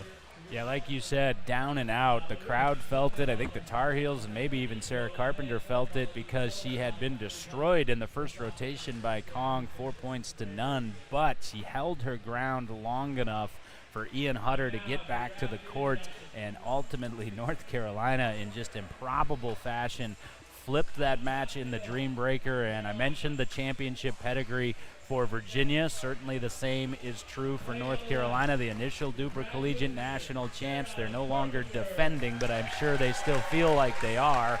And on that cue, we've got the introductions of the Tar Heels. Let's bring them to you as well. Sarah Carpenter, we mentioned, the elder stateswoman of this North Carolina team, carrying that DUPR of 5.021. Her doubles partner, Faith Ilgner, and Faith played very well in that dream breaker, carrying a DUPR of 4.681.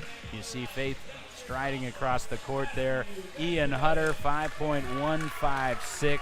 I love Ian's on-court demeanor, and that stayed true all the way to the wire last night in that dream breaker. It was kind of hostile territory for whatever reason for North Carolina last night as well. His partner, Matthew Nesbitt, 5.209, and Nesbitt will hit some shots that defy your belief at some point in this second national semifinal. They are the Tar Heels. Now here are the Trailblazers of Utah Tech. They've been so close so many times. They look to knock the door down today. Avery Beck, well-known name throughout pickleball, 5.337. She's kind of the face, particularly on the women's side of this Utah Tech team. Cammie Bliss is that right side and a tower, 5.132, the former volleyball player.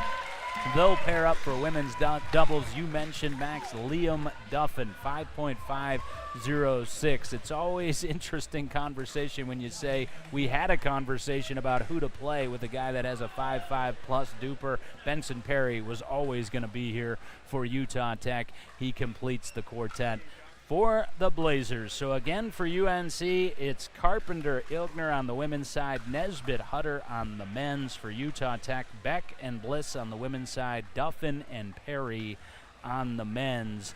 I give a strong edge to Utah Tech in this opening match. Women's doubles, men's doubles, flip a coin, and then from there, if North Carolina can prevail, and again, all of this is meaningless prognostication, but that's what we're here for, and that's why we make the big bucks. Anyone's guess when you get the mixed doubles at that point. Yeah, exactly. And John, this Utah Tech team is coming in. They are arguably the favorites in all 3 of these last national championships. Everybody's looking to them to them to make something happen in the last 3 national championships. They haven't been able to do so in the last 2. They're really looking to make a statement this year and show that they really are a team that has the talent and the capabilities to come in and win a national championship. Benson Perry, you talked about him. He's such a role player for this team. He has unique talents on the court. He's so deceptive, and he's been a part of this Utah Tech club for a long time. He was there even when I was there in 2022, and he's been such a role player for this club, always supporting, and now he gets his chance to come in and really provide something for Utah Tech and see if he can be the guy that helps them to win this national championship. But they got to start by beating UNC in this semifinals. You talked about how they're a bit favored in this women's doubles match with Avery and Cammie Bliss, who are so talented, but there is a fight in UNC, and you saw it out of Sarah Carpenter yesterday, and Faith is also a great role player. You're going to see UNC come out and battle hard in this match. Women's doubles ready to go. National semifinal number 2. Who will face Virginia for the national championship? We will determine that over the next hour plus here on our championship court at Brookhaven Country Club, just off Pickleball Boulevard, which is starting to really hum today. We've got a concert starting at 1 o'clock, that Lapiplasty World Championship Concert Series, which will feature live music and food and drink and entertainment all throughout the course of the week. Ilgner gets us started for North Carolina.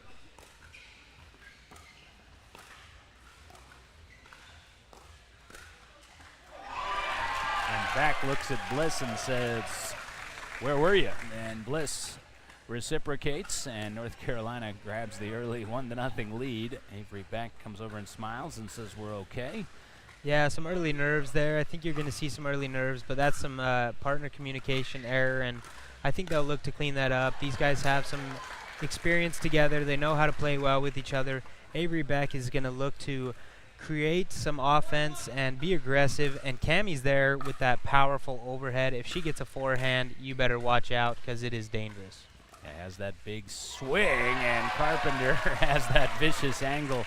Mentioned Carpenter hanging in there in singles. She doesn't need to hang in there in doubles. She is one of the world's best on the women's side in the doubles format.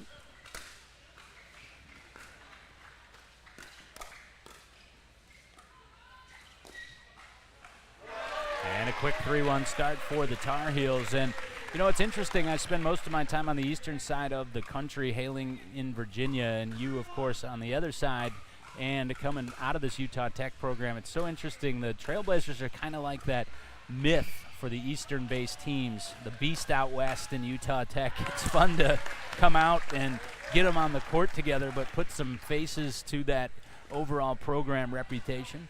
Yeah, that's exactly right. And you hear Utah Tech and you're kind of confused who it is, where they come from. You know Utah, but you don't really know where in Utah. It's not a school you've heard of in any other sport, really. North Carolina, you know, they're well known. There's some of these bigger schools that have a lot of talent in pickleball. You've heard of them. Utah Tech, you haven't quite heard of them in some of these other sports, but they are one of these leading pickleball teams, and they have something to prove here in this national championships. 4-2, the lead early for Carolina. Make it 5-2 for the Tar Heels. Now, this Tar Heel team is the team that was the runner-up in the Virginia Super Regional in the fall, just a few weeks back, to Virginia. So they have met recently, and this is a very shaky start here for Utah Tech. Not expected. 6-2 for North Carolina, and Utah Tech really hasn't forced Carolina to do a whole lot thus far. Yeah, that's exactly right. You saw Avery whisper to herself a couple points ago, and she's whispered to herself again, patience, patience. She wants to get herself into these points. They want to make North Carolina play. They're going to try and get some momentum back. They want to show some emotion and win some big points, but it's going to take getting into these points and making North Carolina earn something. Bliss able to find the corner there. And second for Reed from Cammie Bliss in the early going. That was in by a solid 6 inches. Yeah, and a beautiful shot from Sarah Carpenter to go behind her and create that open paddle and really get it going. But Sarah Carpenter coming out so strong. Utah Tech looking so flat. not quite ready to go right now. Let's see if this timeout can help them get going and get back into this game. Carpenter with that Sarah Carpenter smirk after that successful drive. 8-3 for North Carolina. Quick timeout as Utah Tech has to wake up.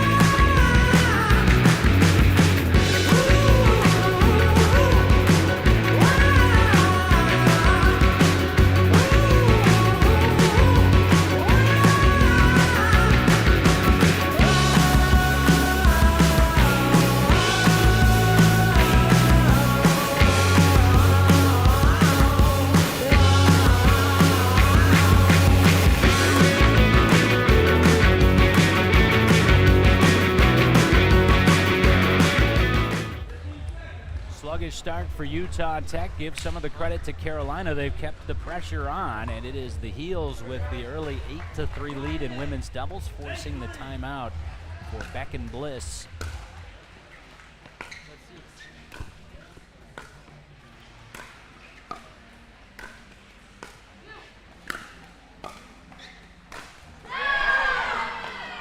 And Ilgner emphatically calling that out.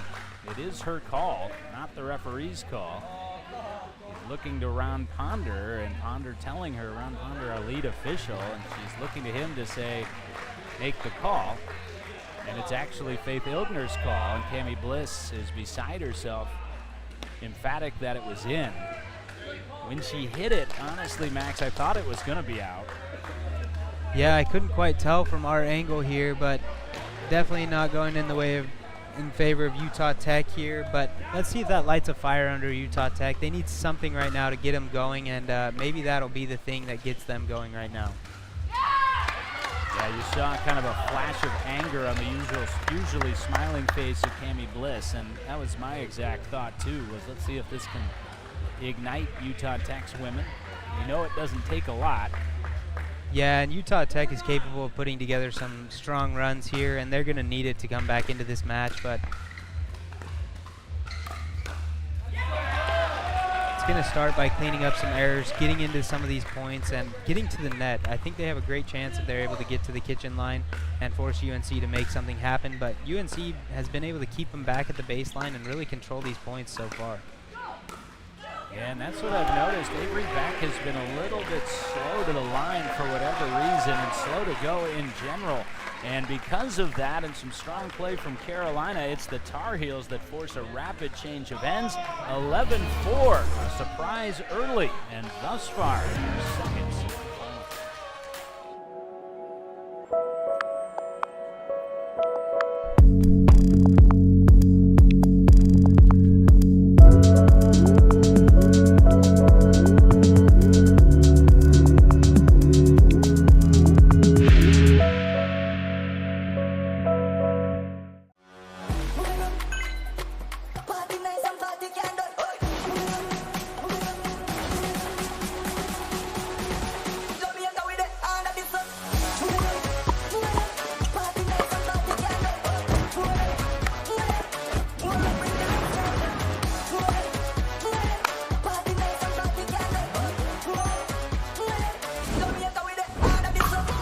What's your duper?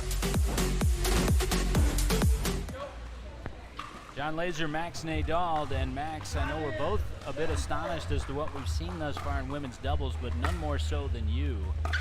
11-4 the lead for the Tar Heels, make it 12-4. And what I noticed in the changeover there is this is not a position that Bliss and Beck are used to. They're used to coming out dominating, and that has not been the case. Yeah, certainly they're usually playing from in front, and we're going to see how they respond to some adversity. That's what makes great teams, is how they're going to respond to some of this pressure and adversity that they are facing. Utah Tech brings with them a coach this weekend. They have 3 coaches back in St. George that help them and help get this team going, but today they bring Chloe Butterfield with them. I wonder what advice she was able to give them at this changeover to see if they can implement something to make a difference in this match right now. It seems like on every point that they lose, including that last one, it's Beck going, come on, let's be us, let's be who we are, let's play like we play, and then another point goes by and it hasn't happened until then, as Bliss finally with the put away. Kind of trying to manufacture that energy, which is a bit peculiar in a national semifinal. Yeah, and what it's going to take is them putting together some points on the offensive side of things. It's really been all one-sided so far, but you see Utah Tech get one of their first offensive points, and now they're going to try and look to put together a roll right now and put some points on the board. 7-13, and you can get back into it so quickly in rally scoring. Not with high crosses like that to Sarah Carpenter. Yeah, Cammie just looking like she wasn't quite ready for the ball to come to her there, and she's a bit late to that one. Carpenter with a great shot, able to go behind her. 14-7. And I think Carpenter kind of intruded on Ilgner or vice versa. Probably a ball you'd want Sarah Carpenter to come over and take. Great read by Faith Ilgner. 15-8. Hutter and Nesbitt looking on the men's doubles team for North Carolina.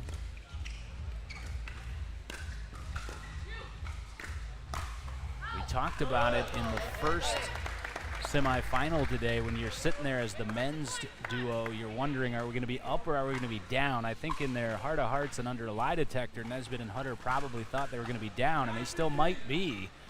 But it certainly at this point entered their mind, hey, we might be playing from the front. Yeah, and that's a great spot to be if you're North Carolina, especially knowing how strong this women's doubles team usually is. Knowing that this is a big match for them, and honestly an upset for North Carolina to come out here and do what they're doing to this Utah Tech women's team right now. Really, it's been all North Carolina so far in this women's match. Not super clean play from Utah Tech, tons of unforced errors, and North Carolina is certainly taking advantage of that. 16-9, Carpenter cut it off, and Ilgner blasting away, and the Carolina onslaught continues.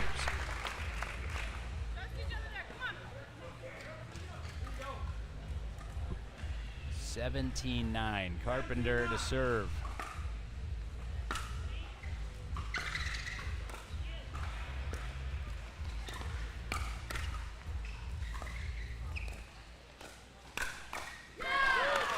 Bliss finally wins one of those hands battles, this time with Ilgner.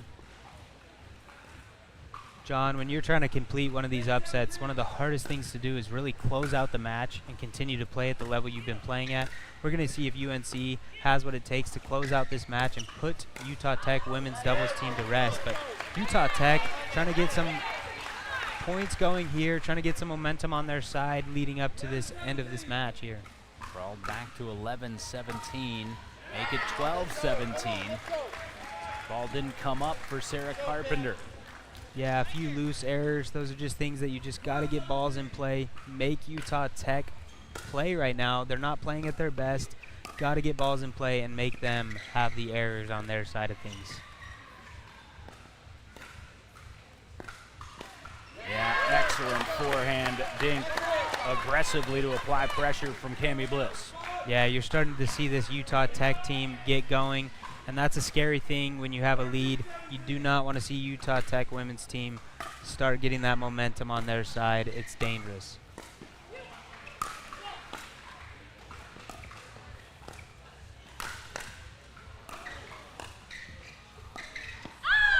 That's Utah Tech. They've woken up. Max, is it in time? We're about to see, but that's maybe a defining point in this match, John. What looked to be like they were down and out in that point. Both of them fight back. They get some amazing gets, and they're able to come away with that point, and they really bring some momentum and emotion to this match. That's a defining moment to me if Utah Tech's able to make this comeback. Forced a Carolina timeout. We saw UVA come from behind in each of the first two gender doubles games this morning in our first semifinal. However, the gap was never as wide as it was here, sitting at 16-9. favoring the Tar Heels. Liked the timeout there, may have even taken it a point prior, but that was an emotional point, like you said. Needed some just absolutely world-class resets from Cami Bliss. And to complete this comeback, we've got to get that pep in the step back for Avery Beck. Yeah, that's exactly right, and I'd look for Utah Tech to be aggressive, play their style of play, get back into their game, and force the issue here and not let UNC have their way. Playing it off to Beck.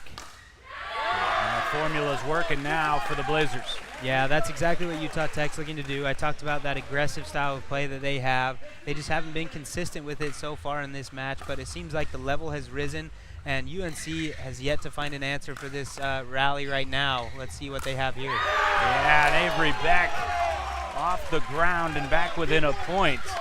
And what's different here is that Utah Tech, Max, extending these points. Early it was just a so-so or a good shot from Carolina point over. Not the case of late.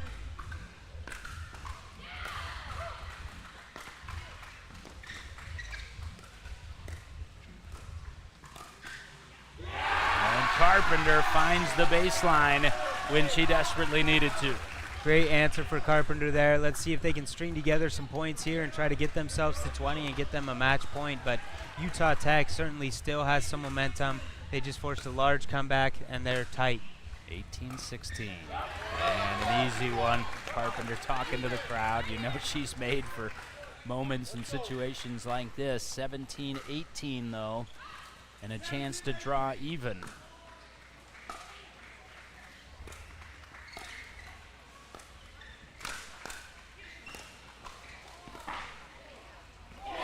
Beck again, Max, weighted back to her detriment there, and Carolina able to take advantage.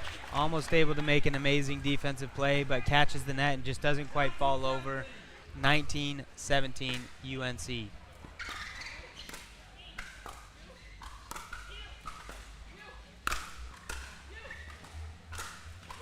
that time Beck is up there, and you see how lethal she can be when she is. 18-19. Yeah, Avery Beck needs to get some pep in her step, get up to the kitchen line, and start to force the issue at the kitchen line. Her aggressive play style is so well. She can't be on the defense. She's got to be aggressive here coming into this end of this match. Not a good drop from Beck, but Ilgner sends it long regardless. 19 all. First time Utah Tech has pulled even in this match. That's at all. John, we talked about the pressure of closing out the match, and you've seen it here so far from the UNC side. So tough to close out a great team like Utah Tech, and we're tied 19 all now, and it's really anybody's game at this point. And you see that elite backhand dink from Avery Beck. Expected Utah Tech to roll. They have not, but still in a position to win this opening game.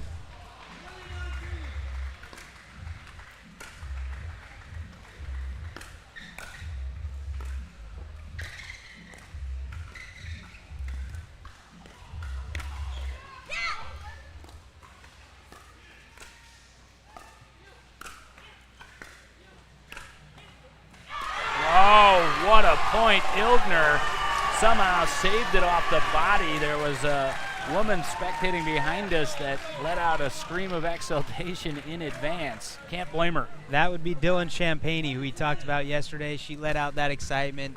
She's quick to the excitement, but didn't quite work for her there. But Utah Tech able to get the stop. They have a second match point here, 21-20. Let's see if Avery Beck and Cami Bliss can get it done now. 21-20. And that is long.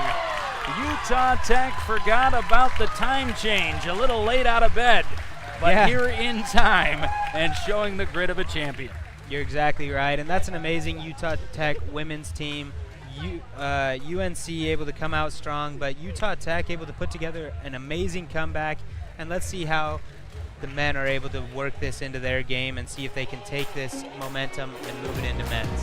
Emotional roller coaster, yes, but also the expected outcome. We'll see how Hutter and Nesbitt respond for North Carolina. Men's doubles on deck. Thrilling start and an unbelievable comeback started in our second semifinal. People play pickleball for exercise, competition, or to hang out with friends. What your reason is doesn't matter to Gamma. What matters is that you play, that you enjoy playing with passion, and you have so much fun you can't wait to play again. At Gamma, we offer paddles perfect for all levels, including yours, because pickleball is about you, the player, and what feels right. Pickleball is your game. Make Gamma your paddle. Play to live, live to play. Gamma Pickleball. Yeah. Let's go. We just gotta go hard. I go the hardest. I bring the pain. Not what you used to. It's all part of the game. Yeah, I just gotta go hard. I just gotta go hard.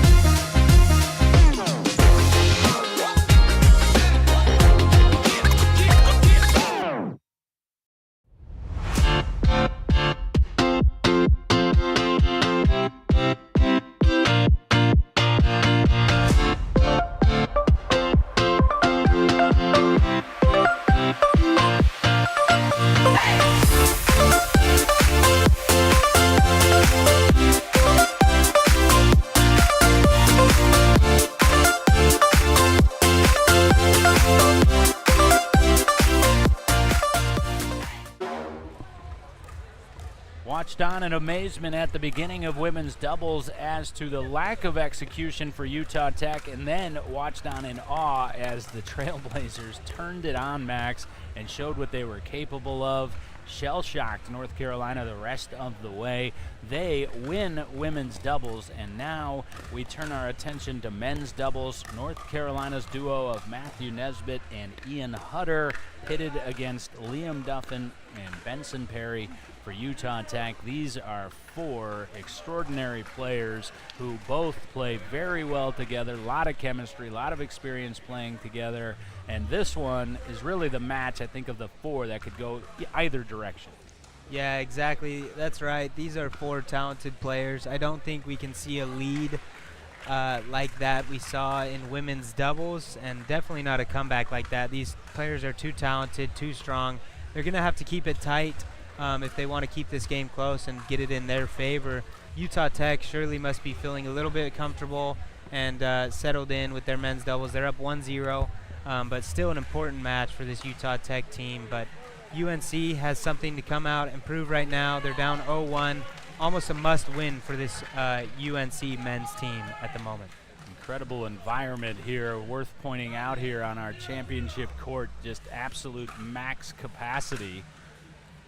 Fun to see a lot of the other student athletes from teams that were competing and maybe competed against one of these two schools now watching on. Yeah, really only standing room only right now, John, and it's leading to some people standing in front of us blocking our view, so we've had to be moving people around and try to get our view back so we can watch this amazing match that's about to take place. Opposite start for the Tech men here. Grab a couple quick, easy points to get started.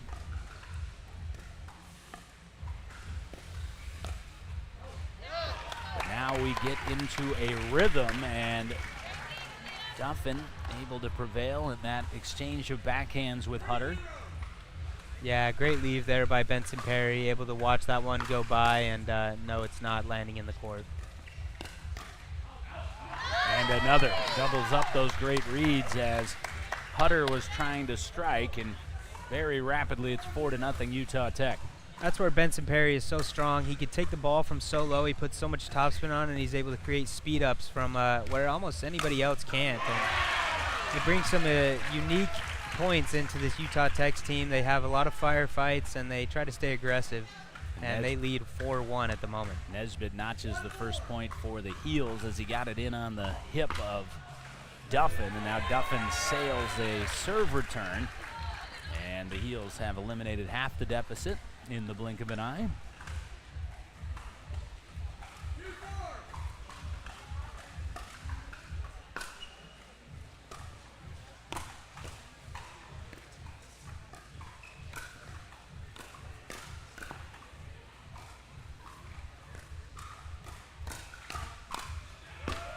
And that is good in the corner. Great point from both these teams. Not sure what hit Hutter on that point, but he was able to get that ball back. Must have been the hand or something, and Benson wasn't quite ready to put away that next ball. And stand corrected, that was just long to the corner. That one falls in the corner for Benson Perry. But on the point prior, we talked about Benson Perry yesterday. I said no one has impressed me more with their paddle skills than he has through this tournament.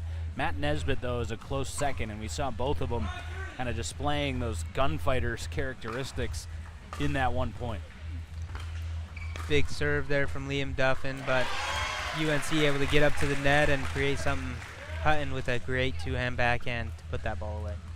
4-5. 4 of the last 5 for Carolina.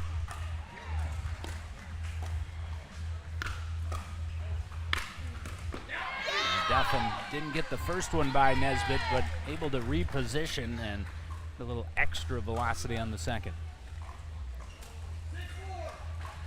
These points have been pretty quick so far. Everybody's staying pretty aggressive, trying to keep the other team at the baseline. Look to see some extended points as this game goes on, a little bit more dinking.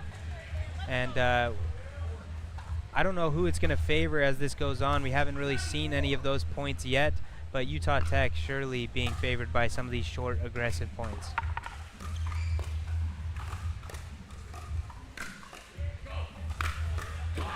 Nesbitt challenged Duffin on the point prior, and it came right back at him quickly. That time over to Perry, same result. Yeah, if you're Nesbitt and Hutter at the moment, you're going to want to try and slow things down, get into some of these points, slow down some of this momentum from Utah Tech because they are firing right now and they look good. That just wide on the dink. You heard an emphatic no from Benson Perry. And it's 9-4 for Utah Tech.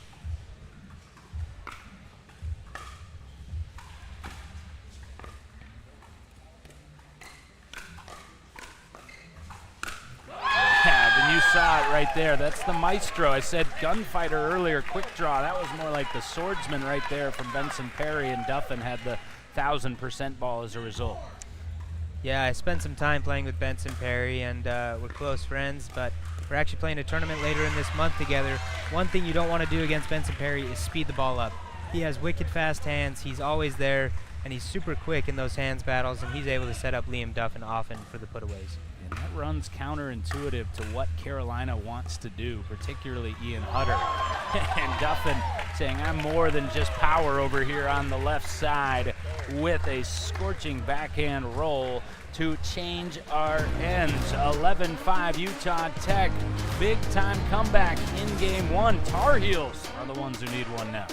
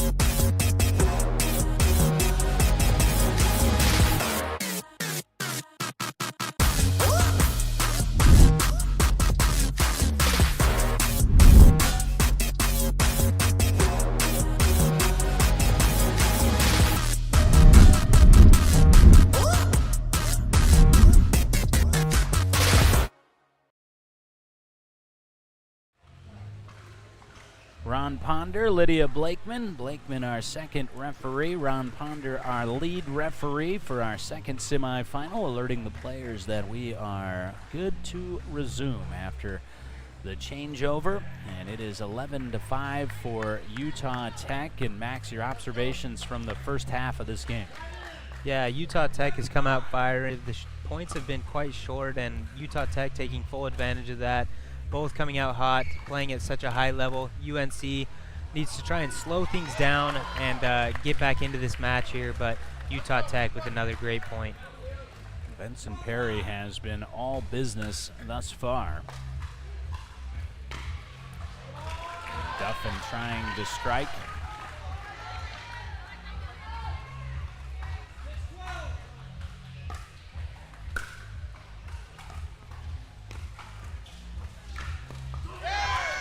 This is the problem with a deficit against Utah Tech.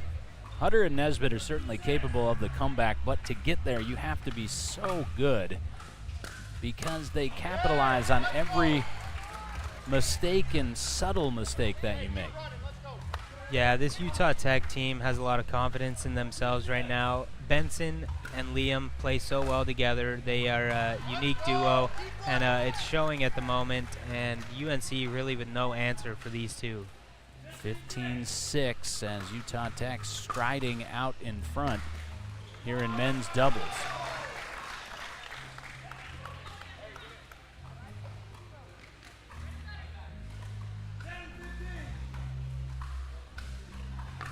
Hutter to serve.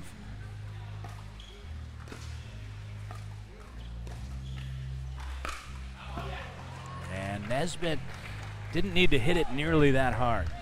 Yeah, a bit aggressive. He saw his chance and his moment to make it happen, and he sent it a little too far. Ron Ponder asking Liam if it touched him, and it was a no from Liam.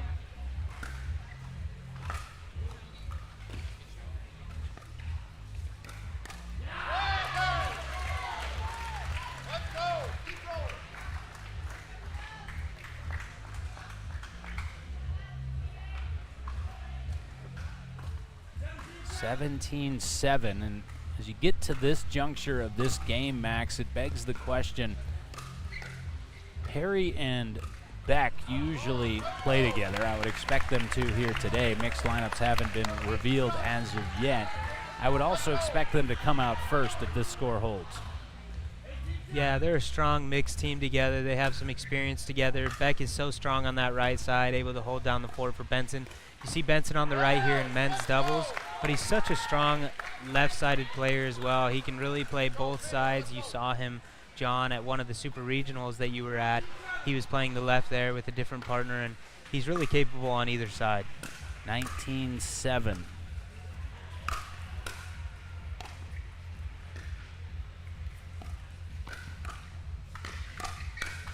And it's not that Carolina wasn't deflated before, but that point will take the wind out of you.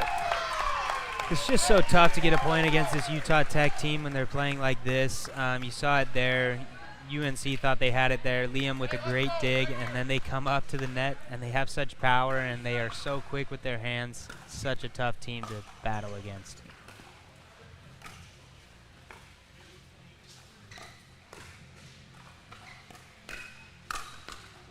Not quite yet, as the Tar Heels do earn the point and the side out. Take it back at 8:20. There are thin margins for error, and then there are this. Yes, if you're Nesbitt and Hutter, you're in quite a deficit. You're just trying to play aggressive, see if you can get some quick points and see if you can make something happen. But Utah Tech not giving up anything right now, John, and they force another match point. Sleight of hand from Benson Perry, caught Hutter. That is going to sail long, and that is all she wrote in men's doubles. Slow start for the Utah Tech women. Not the case for the men. A bulldozing win in men's doubles to a commanding 2-0 lead. We'll reveal the mixed doubles lineups when we return, as Utah Tech will hunt a sweep. UNC needs another more than dramatic comeback.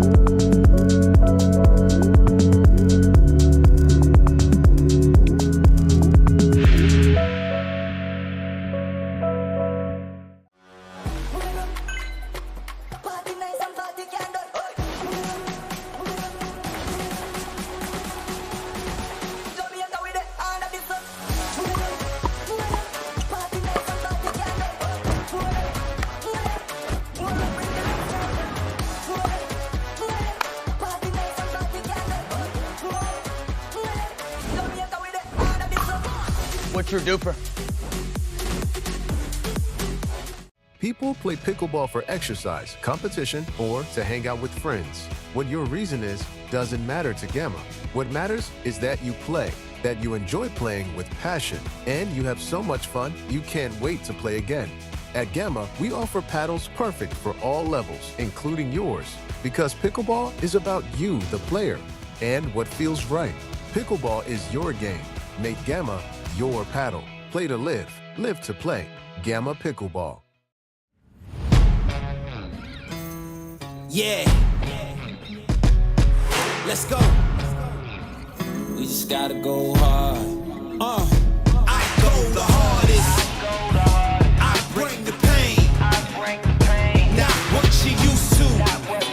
It's all part of the game. Yeah, I just gotta go hard. I just gotta go hard.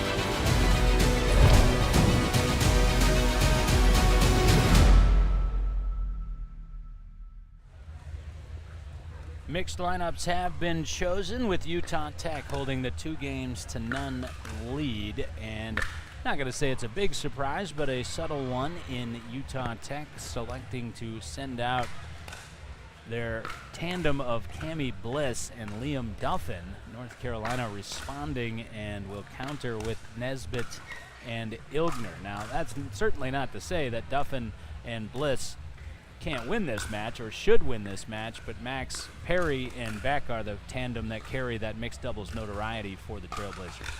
Yeah, that's exactly right. Avery is kind of the lead. Avery Beck is kind of the leader of this team, and she's spent some time on the college pickleball tour, and she's so comfortable in these situations. But Cammie and Liam definitely up to the task here, and probably favored in this match still. But there's a lot of pressure when it comes to closing out a match, like we talked about earlier in that women's doubles match, and we'll see if UNC has what it takes to force this into a fourth game and a second mixed doubles game.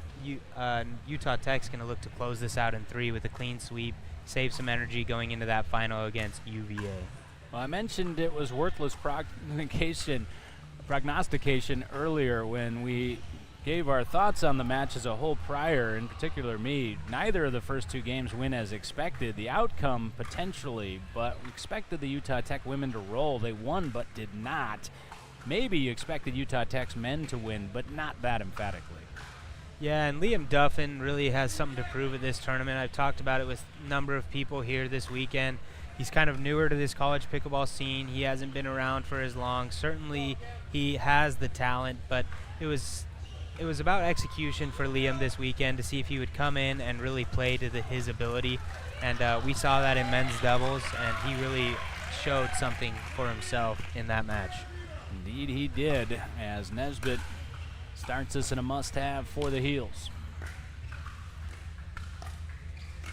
And there's Duffin right on cue, earning the first point for Utah Tech. And of course this is the dynamic in mixed where you've got the men's player facing each other because of Nesbitt being a lefty, and likewise on the other side you've got the female players facing each other with Bliss on the right and Carpenter on the left. 1-1 off the service error. That early body shot from Nesbitt. Yeah, great shot, and really it was all led to by that great drop from Ilgner there. She sets up a perfect drop, getting him to the kitchen line, and allows for that point to happen.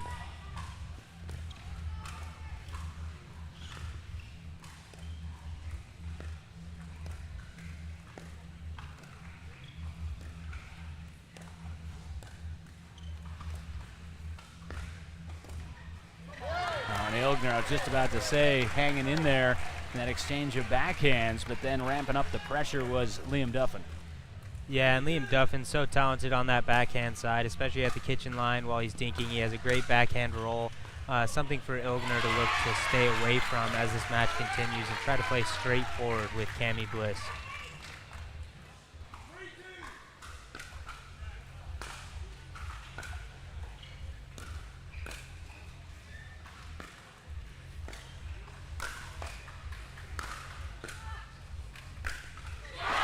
Incredible defense by both Nesbitt and Ilgner.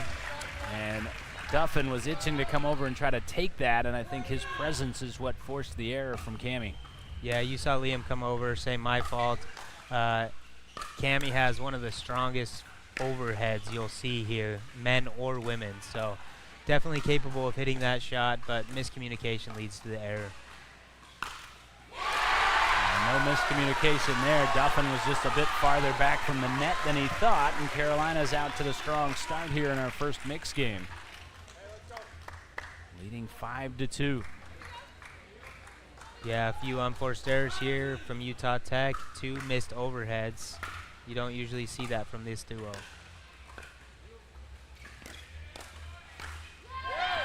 And Duffin rights the ship.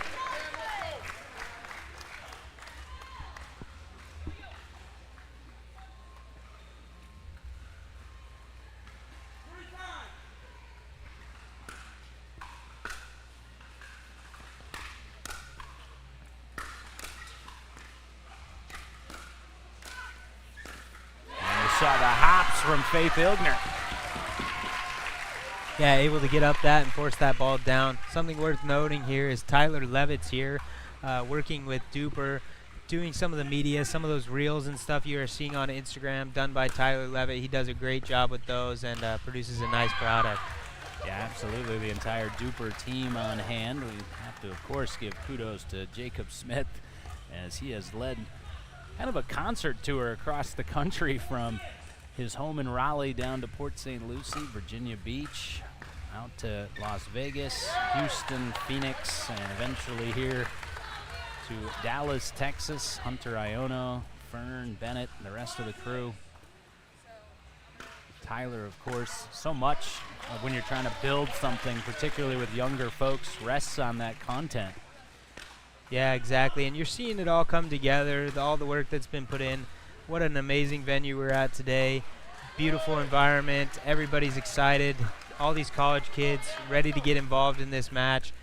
The energy is here, standing room only, so many people standing around this court, and it's an exciting moment here for both these teams, and Utah Tech looking to close this one out. You know, it was interesting. I rode over here with Jacob Smith, and he was filling me in on some last-minute details of what they'd added for the championship celebration, and you can just tell the pride he has. You're about to be a papa. I don't believe Jacob is, but kind of that proud papa. This event, you know, that has grown to 500 players this year from essentially a quarter of that the first year. Not essentially, literally a quarter of that the first year, and then to half of that last year, still a sensational event a year ago, but then to 9 super regionals here to this venue. And again, I've been in college athletics a long time, and this rivals national championships that I've seen in more conventional sports. Yeah, such a fun environment, and the 64 teams have been battling the last 2 days. We're down to the last 3 now. Utah Tech coming into this match, wanting to get to that finals against UVA. They lost to UVA in the semifinals last year. Heartbreaker for them, really something to prove, and they want the chance to take down UVA. But first, they got to get through this North Carolina team, who they'd love to take down as well, because it's a rematch for them too. Yeah, a lot of history coming to the forefront here this morning. Rematch of the 2022 National Championship match. And Duffin, a couple of errors to guide the lead back to Carolina, 10-9. 2-0 lead for Utah Tech. Didn't look like it was going to be that way early on in women's doubles. Shaky start for Bliss and Beck, but then a champion-like finish to that opening game. And Duffin and Perry then came out and just took care of business rapidly in men's double. But Nesbitt and Ilgner trying to keep hope alive down on Tobacco Road. They lead at the change of ends.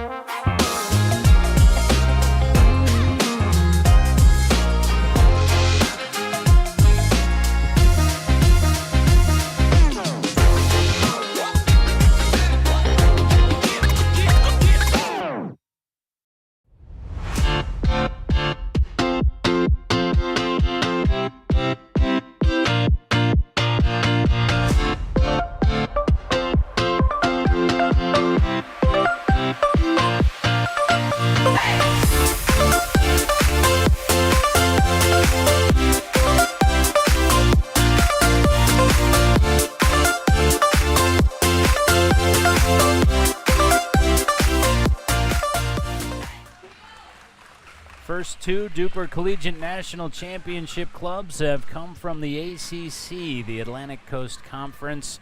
Virginia already has an ACC representative waiting in that championship match. North Carolina trying to spring the comeback to make it an all-ACC final. But Utah Tech trying to infuse that final with a little waction as they look to represent the Western Athletic Conference. Yeah, and they're new to that conference. They went into this Division I conference in the last couple of years. They've been Division II in the past, and they were even a JUCO in the past as well. And over the last few years, they've grown in size and starting to make their presence known throughout the country, but really a well-known pickleball team for the most part so far. Yeah, no doubt about that. As we were touching on earlier, kind of that beast from the West that everyone on the East knows about. Opportunity to compete together at this national championship. Carolina with the 12-10 lead, make it 12-11. I'm hoping that I don't get a letter of infringement from the MAC conference, though. I just kind of stole their MACtion deal.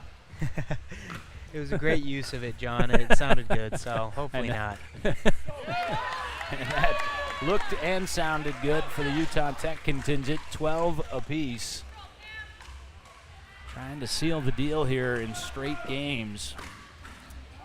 And a service error from Cammie Bliss. Again, if it was necessary, it would be Carpenter and Hutter for North Carolina against Perry and Beck for Utah Tech. That just sat on the tape in tantalizing fashion. Defied inertia and stayed on this side, 13-all. I know Perry and Beck wouldn't mind getting into this game, getting a few more games in here, but I'm sure they'd be more than thrilled to see this end in 3 and not have to come back onto the court.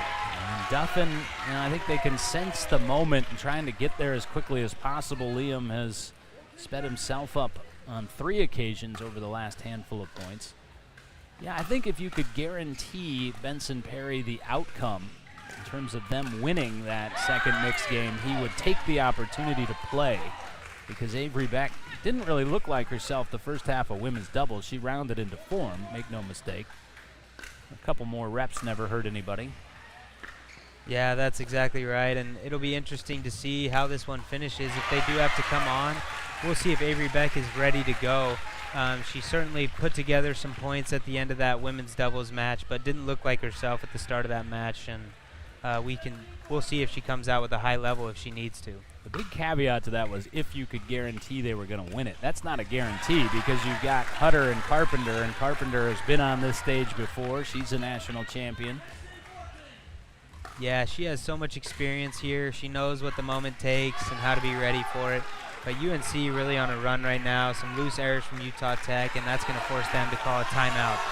Timeout taken after Cammie Bliss sent that serve return wide. You saw heard a loud Tar Heels chant during our last timeout. UNC's cheer squad and some of their other teammates trying to just infuse that life back into the 4 competing here. It has worked over the last course of points here. Really nothing dramatic has changed in terms of the strategy of either side, but the execution level, as you pointed out, Max, has dipped a bit from Utah Tech. Yeah, the body language has changed here for North Carolina. They're starting to feel the moment a little bit, get themselves back into this, and the body language for Utah Tech is a little bit flat at the moment. They don't have much going on for them right now. They need to find a way to extend some of these points, make UNC earn this, and get back into this match. Otherwise, they are going to have to play that fourth game, that second mixed doubles match. Things on the line here today. The national championship, of course. It would be the second for Carolina, the second for UVA, who waits in that championship match. It would be the first for Utah Tech, $15,000 to the winning program, $5,000 to the runner-up, $2,500 to each of the teams that fall in the semifinals. Clemson will take that home. National championship trophy. The Cachet is one of the nation's top programs, and the net that we're playing on currently on our championship court.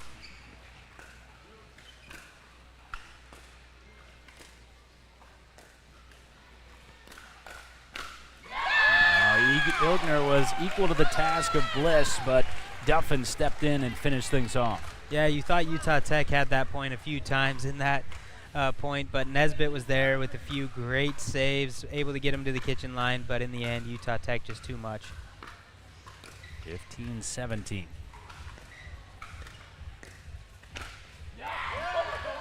And I think Nesbitt saw that coming, but just not there. I think he didn't think that Liam could pull it that much.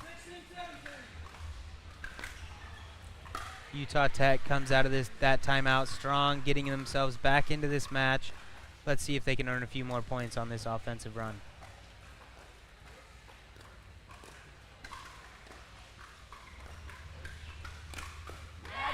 Yep, body shots for both from Duffin, and I was just about to say that pattern right there, Ilgner to Duffin, that's a danger zone for Carolina. Yep, that's right, and great speed up there from Liam Duffin. You try to aim for the hips, the shoulders. He's able to catch that right hip of Ilgner there, catches her off guard, and a great time to implement that speed up. 3 in quick succession for Utah Tech, 17 all.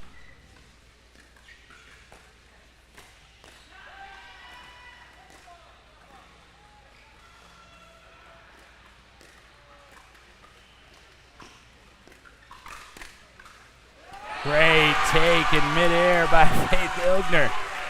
Says to Matthew Nesbitt, did you see me fly? And abort takeoff. John, you saw the amazing move by Nesbitt there. He takes a step over, baiting Cammie Bliss into going cross court. He's able to get that pop-up and insert himself into that point. It really hasn't been much of him lately, but he's able to get something going for himself on that one.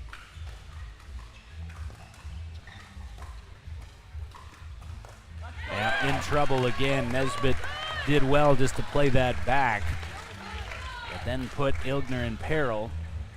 18 all.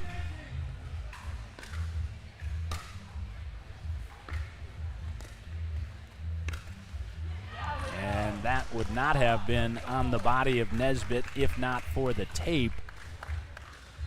Now Carolina teetering on the edge here, trailing 19-18. Unfortunate net take that time for UNC here. Liam apologizes, but still frustrating when it happens. That wide from Duffin. A 19-19. Duffin kind of trying to go for the dagger shots down the stretch here.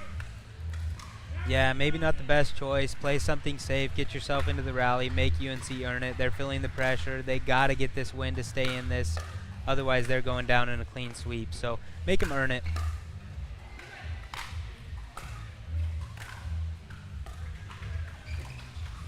That was an extraordinary defensive pickleball from the heels to earn game point.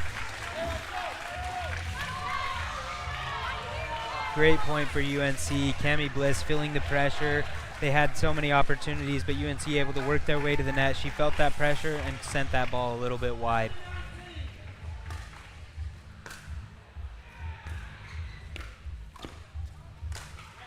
And no getting that. That was a phenomenal sequence from Liam Duffin there. Utah Tech not quite ready to give in yet in this mixed doubles match. They tied up 20 all. Could get interesting here.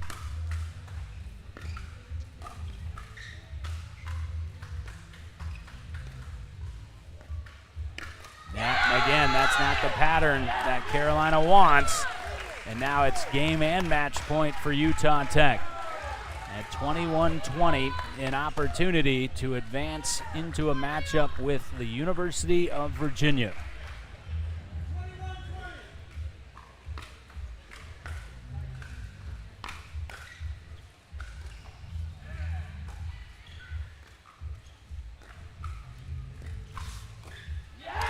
One former champion has fallen. Will another, as Utah Tech sweeps their way into a matchup with the Cavaliers of Virginia. 3-0. Didn't look that way at the outset, but ultimately the West showed up. Utah Tech, such a strong team. They came in women's doubles. They started out flat, a little bit worrisome for that women's doubles team. Let's see how they're able to rebound into this finals. They're going to need a strong performance to take down this defending champion in the Virginia Cavaliers. So let's see if Utah Tech's ready for the challenge, able to come and make their moment happen at this year's national championships. Is it Retribution Sunday for the Trailblazers, or is it a repeat for the defending champion Cavaliers? 64 teams are down to 2. Congratulations to North Carolina on yet another sensational season. They have strung together 3 in a row, as have our teams competing for the title. University of Virginia, Utah Tech, that's who will take to our championship court to crown a national champion when we return along with you to the DUPR Collegiate National Championships.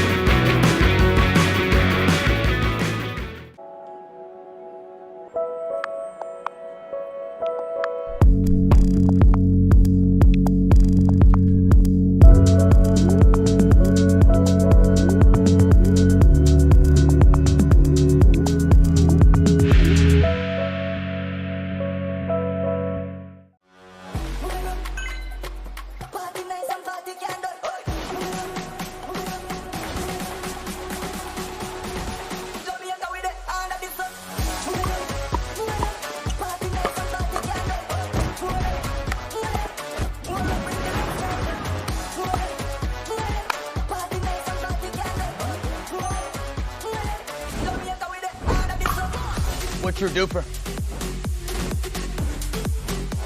People play pickleball for exercise, competition, or to hang out with friends. What your reason is doesn't matter to Gamma. What matters is that you play, that you enjoy playing with passion, and you have so much fun you can't wait to play again. At Gamma, we offer paddles perfect for all levels, including yours, because pickleball is about you, the player, and what feels right. Pickleball is your game. Make Gamma your paddle. Play to live, live to play. Gamma Pickleball. Yeah. Let's go. We just gotta go hard. I go the hard.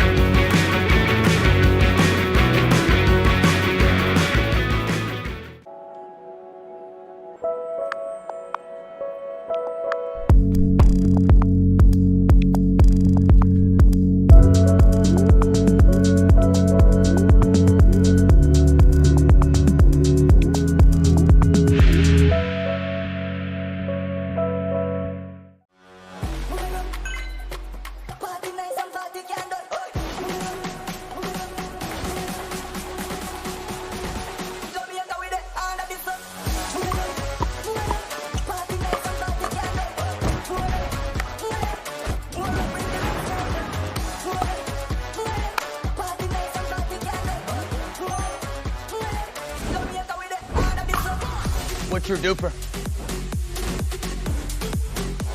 People play pickleball for exercise, competition, or to hang out with friends. What your reason is doesn't matter to Gamma. What matters is that you play, that you enjoy playing with passion, and you have so much fun you can't wait to play again. At Gamma, we offer paddles perfect for all levels, including yours, because pickleball is about you, the player, and what feels right. Pickleball is your game. Make Gamma your paddle. Play to live, live to play. Gamma Pickleball. Yeah. Let's go. We just gotta go hard. I go the hardest. I bring the pain. Not what you used to. It's all part of the game. Yeah, I just gotta go hard. I just gotta go hard.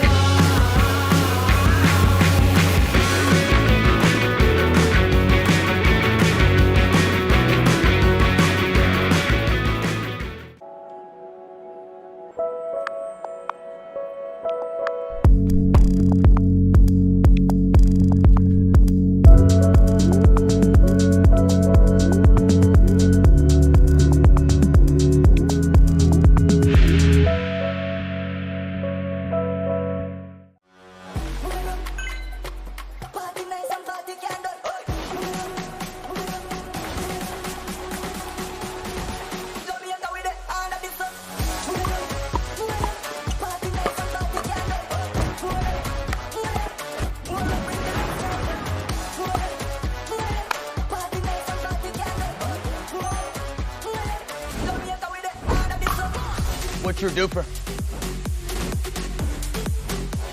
People play pickleball for exercise, competition, or to hang out with friends. What your reason is doesn't matter to Gamma. What matters is that you play, that you enjoy playing with passion, and you have so much fun you can't wait to play again. At Gamma, we offer paddles perfect for all levels, including yours, because pickleball is about you, the player, and what feels right. Pickleball is your game. Make Gamma your paddle. Play to live, live to play. Gamma Pickleball. Yeah. Let's go. We just gotta go hard. I go the hardest. I bring the pain. Not what you used to. It's all part of the game. Yeah, I just gotta go hard. I just gotta go hard.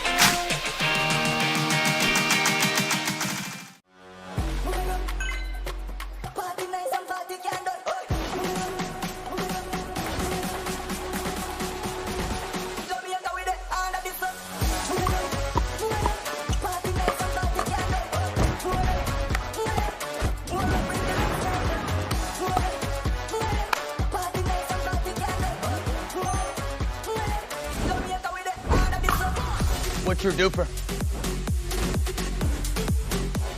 People play pickleball for exercise, competition, or to hang out with friends. What your reason is doesn't matter to Gamma. What matters is that you play, that you enjoy playing with passion, and you have so much fun you can't wait to play again. At Gamma, we offer paddles perfect for all levels, including yours, because pickleball is about you, the player, and what feels right. Pickleball is your game. Make Gamma your paddle. Play to live, live to play. Gamma Pickleball.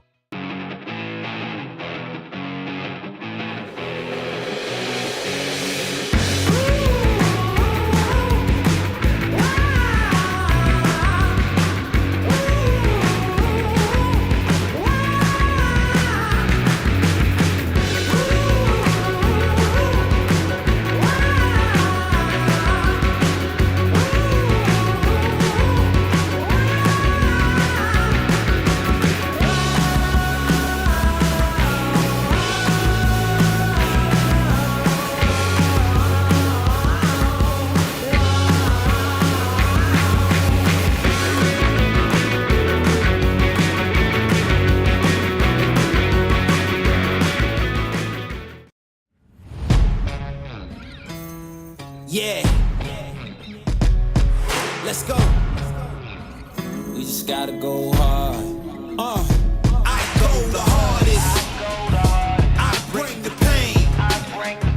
Not what you used to. It's all part of the game. Yeah. I just gotta go hard. I just gotta go hard.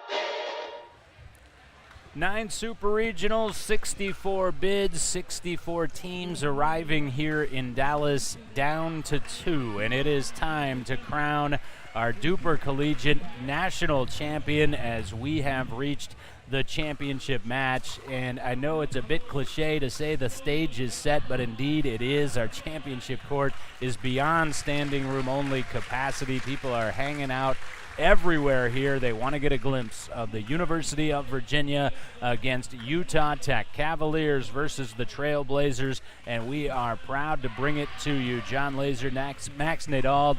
And Max, of course, alma mater of yours is Utah Tech. It would be hard for you not to have nerves right now, but also I would imagine a big sense of pride, and that's exactly what UVA carries in as well as the defending champion. Sometimes you get the script that you wanted. We have this morning, and we've got the matchup we wanted as well. Yeah, it's going to be an exciting match here. Both teams so talented. Virginia comes here looking to defend their national championship. Utah Tech really been disappointed the last 2 years. They thought they were the team to beat both years coming into this national championship. They come in here the third year, maybe arguably favored here, but they do fight against the defending national championship. But Utah Tech comes in today with really something to prove. They want their name on that trophy. They want to be known for winning a national championship. They haven't been able to do it so far. Can they do it today?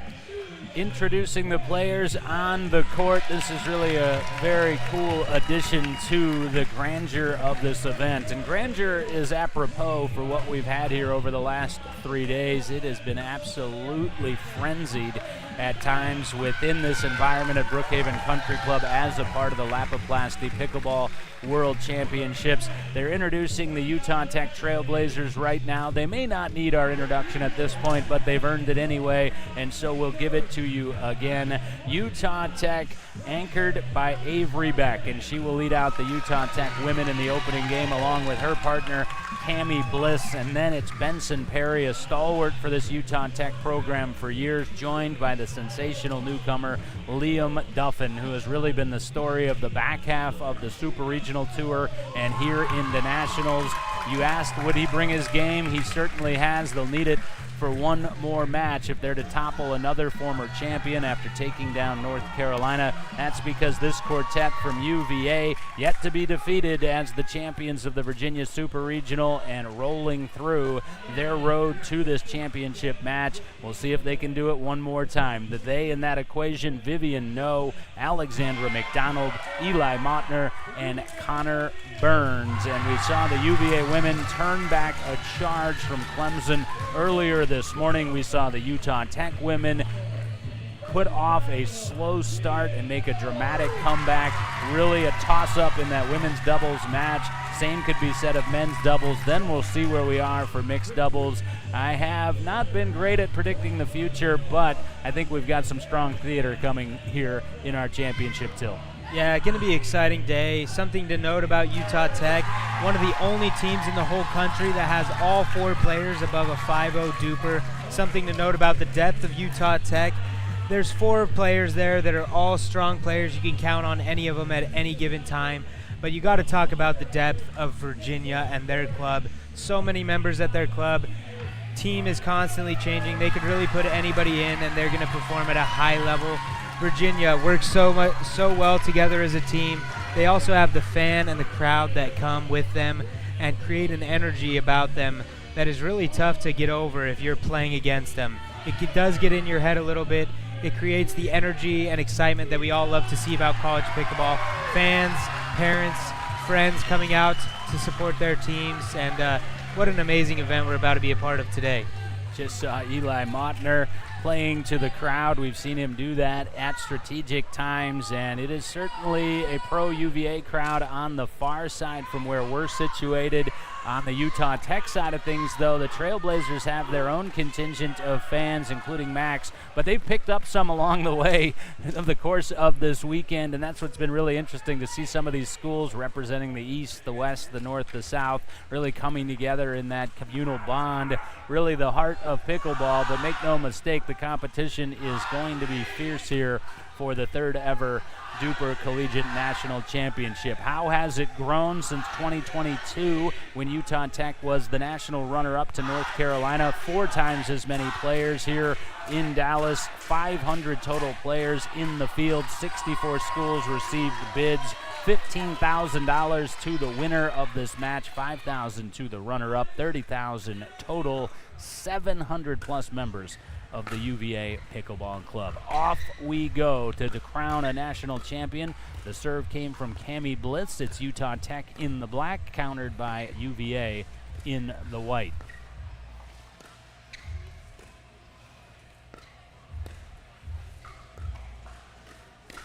And a loose shot in on the shoulder of No, and UVA will open the scoring.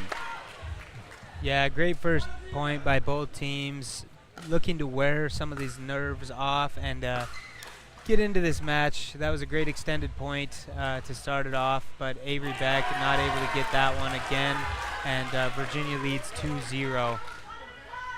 Well, and again, I think Beck carries the most repute nationally in terms of her game, DUPR Collegiate All-American. And with that, potentially the most pressure on her shoulders as the leader of Utah Tech. We've seen a couple of uncharacteristic shots from her, including to start this match, as Utah Tech scratches the scoreboard for the first time. Yeah, I spoke to the Utah Tech team after their win against North Carolina in the semifinals. I said, what are you guys doing in women's getting down so big? And Avery said, don't you know me? That's how I like it. She loves to come from behind. She loves to battle, and she's going to no matter the moment. But she does occasionally start slow. Looking to start fast this match because you don't want to give Virginia any advantage in this women's doubles match. You got to start quick and keep some momentum on your side with the stakes that are on the line. 3-2. First two went to Virginia, last three to Utah Tech, and tilted right back at 3 apiece. And I don't care how you usually like it when you're not playing for these stakes. You want to play from the front in these games. Utah Tech does, again, grab a slight advantage. Haven't been a lot of extended rallies thus far in women's doubles. It is dangerous to be in a close match against this Utah Tech team, though, because at any moment they can have a burst of 5 to 6 points at a time. They love to string together some big comebacks, rallies, and they can put that together. So if you stay close with them, they might burst away at any given moment. We also saw that burst ability from UVA against Clemson, down 17-12 in women's doubles. Scored 9 of the next 11 points to win 21-19.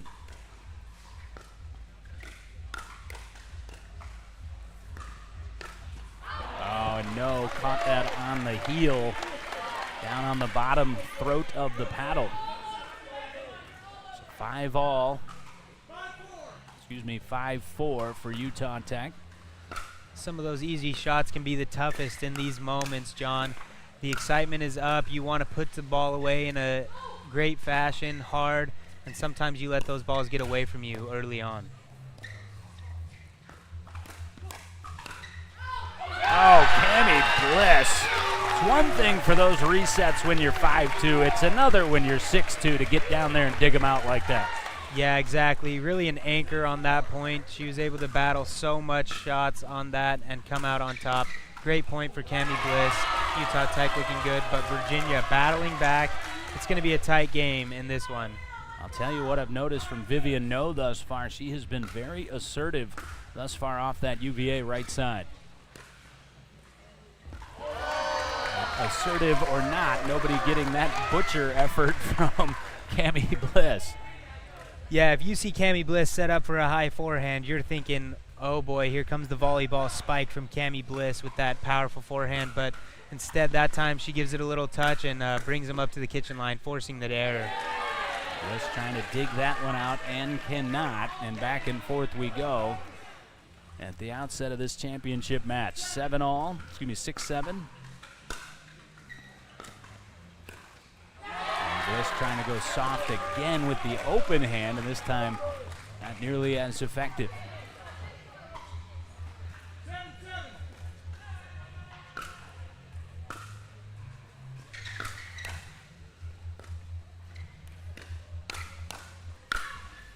The alley was there for Bliss down the middle. She did not take it and paid the price.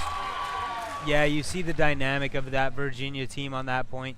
No loves to drop, get to the kitchen line. She sets up her partner McDonald so well. McDonald comes in for the cleanup, and she's able to do so on that point. Oh, what a shot. She took the same path line, but not on a direct route did Bliss.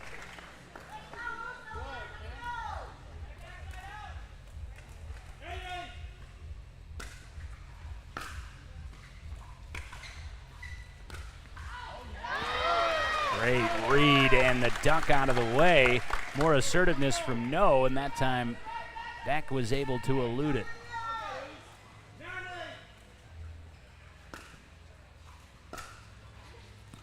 We've seen some aggressiveness from No early on in this match that we haven't quite seen this tournament yet. She usually plays quite patient, loves the dropping, loves the dinks, but she's been quite assertive so far.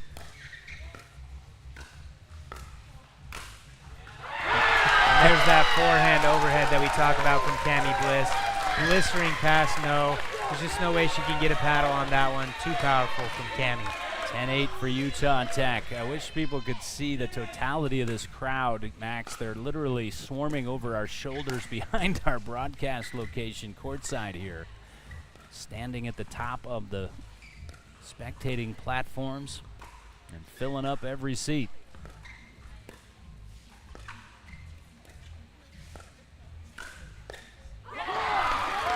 No was there, but the tape helped Bliss that time. No slow start for the Trailblazer women in the championship match. They have the lead at the changeover by 3. It's the Blazers.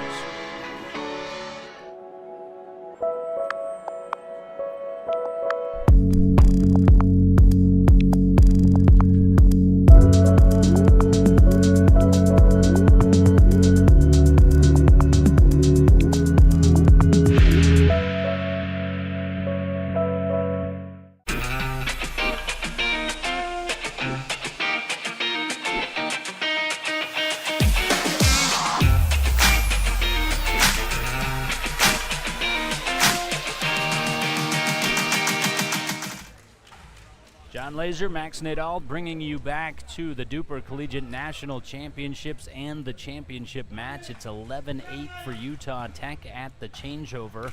The serve belongs to Avery Beck. The return striped the sideline from Alexandra McDonald, and a quick one for Virginia. Yeah, Utah Tech been playing so clean so far in this match. Both teams actually playing at a high level. It's a tight match here. It's going to be about execution coming into these pressure moments towards the end here. It's about who's going to handle this pressure better in this high moment.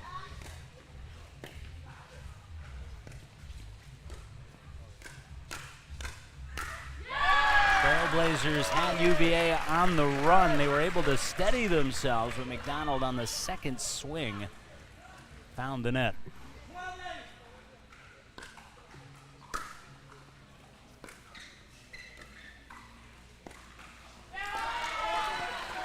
That is not customary from Bliss.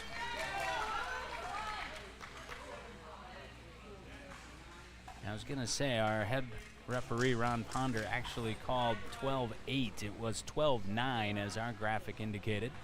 So now it is 10-12. Ron Ponder correcting that missed score, and we are at the correct score of 10-12 as No puts it in play.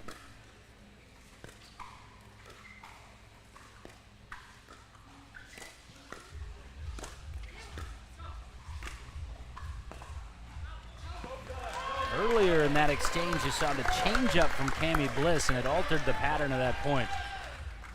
Yeah, but I think that's the point construction that Virginia is wanting going forward. They get to the net, they allow themselves to get into the point a little bit. They got to make Utah Tech earn some of these, not have loose mistakes like that one from No. She's got to come down on that ball. She sends that one a little bit long with that overhead. Second time she's caught it on the throat and sent it long.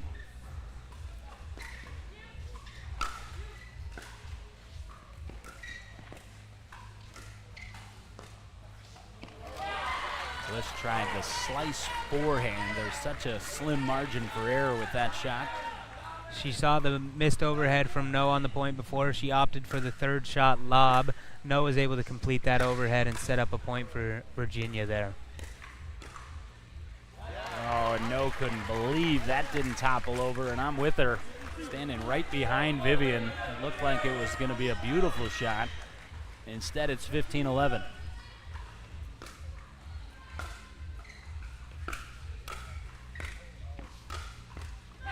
Keep testing my overhead. Vivian takes care of that one.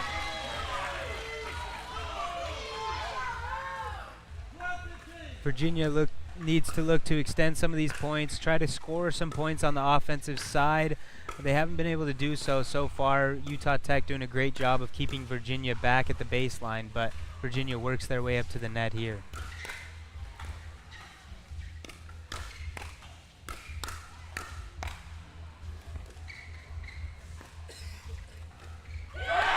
Heard a spectator behind me utter, "Oh my God," during that exchange. Yeah, that's right. These are the best in the country.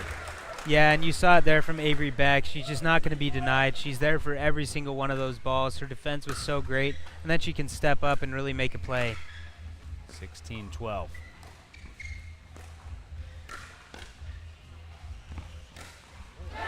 Bliss was ready, but it didn't matter. McDonald rips it into her hip.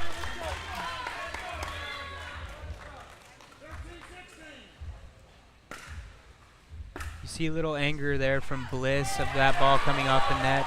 They need to recompose themselves quick, not allow Virginia to come back here. They need to make a stop right now. 14-16.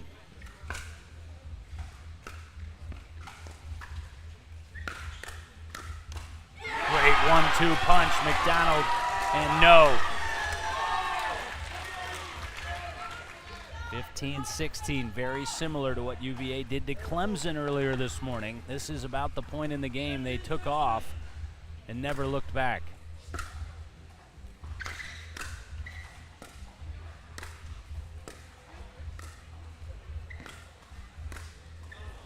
Yeah, thought Bliss missed it, and she did. Got a little cute with a shot she didn't need to. 16 all. Yeah, a few loose errors from Utah Tech. Those are just things you can't have as you get towards the end of the game here. Got to stay firm and keep continuing to your game. Nerves setting in for both these teams.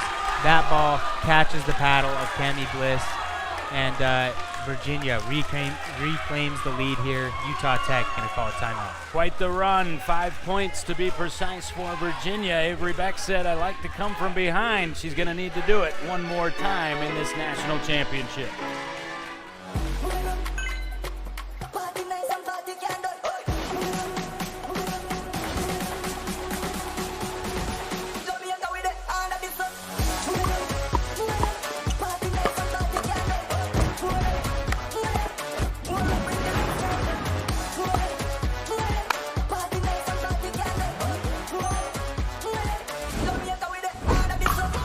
What's your DUPR?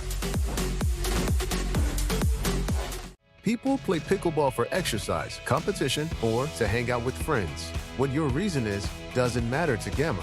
What matters is that you play, that you enjoy playing with passion, and you have so much fun you can't wait to play again.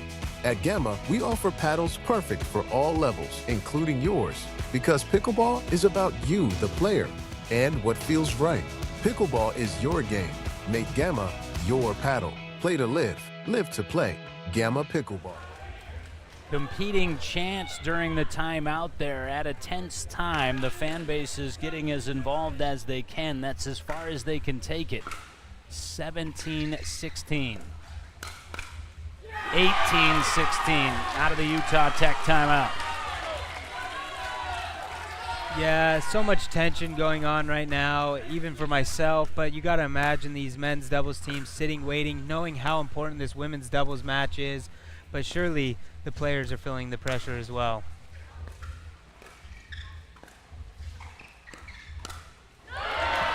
Overly aggressive from Vivian No there, and Beck pounced on it. Yeah, Avery Beck sitting, waiting for that two-hand backhand. Not a great move by No there, and Avery Beck answers in a strong way. 17-18. Saw the steely nerves of Utah Tech as Bliss dumps the lob to the corner to even us up. Right on cue, the steely nerves on display, that massive deficit they faced against North Carolina. They answered the bell. Can they do it one more time? Yeah, you got to admire the guts of Cami Bliss there, sending up a lob at such a crucial moment, but it works for him there, and a perfectly executed lob for Cami Bliss. Oh, McDonald, a moment's hesitance, and that'll burn you, and it does.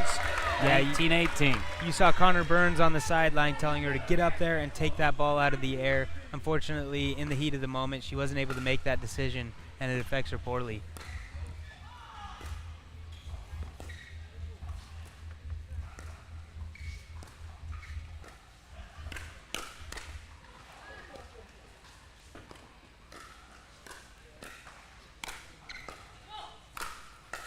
Not going to get that one back, and the Blazers a point away from claiming game one. Just too much from Utah Tech there. Virginia battling it out, but they just can't get back into that point. They were on the defense the whole time. Utah Tech too powerful to set up this first match point in this championship round. You see the difference from this morning. UVA ramped up that championship pressure on Clemson, and Clemson never responded. They had the advantage in that game. They did it to Utah Tech here, and the Trailblazers have. Does that mean they're going to win this game? No. Does it mean they're in a position to do so, Max? Absolutely.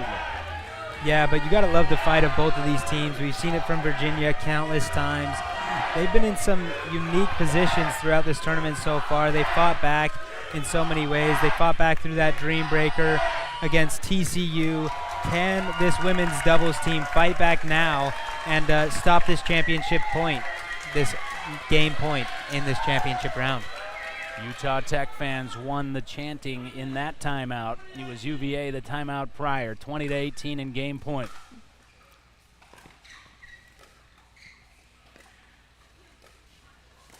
Oh, no, and that's exactly what Cammie Bliss said right as she hit that ball. She peeled back inexplicably, 19-20. You could see the tension there from Cammie. She's got to try and play loose through this point. They got to get a stop right now to set up another match point. And will. Bliss atones right off the left sneaker of no. Second game point for Utah Tech.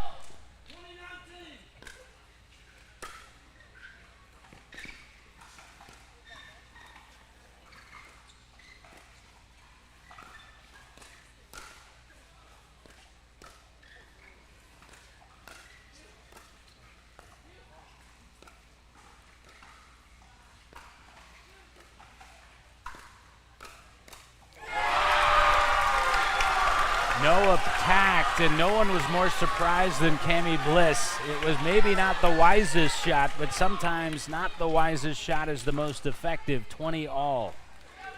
Yeah, you do have to appreciate the guts from No on that play, attacking in such a crucial moment. She's able to get something to happen for them. They even it up here, 20 all.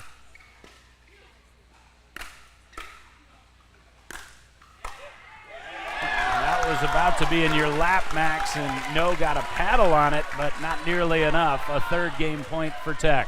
Yeah, you saw Cammie come up onto that 1 foot with the lean. She's so powerful with that overhead. Great shot by Cammie Bliss at such an important moment, giving them another match point. And that'll do it, as it so often does in a match of that caliber. It ends in anticlimactic fashion on the return error. You want elite collegiate pickleball, we've got it for you here in Dallas.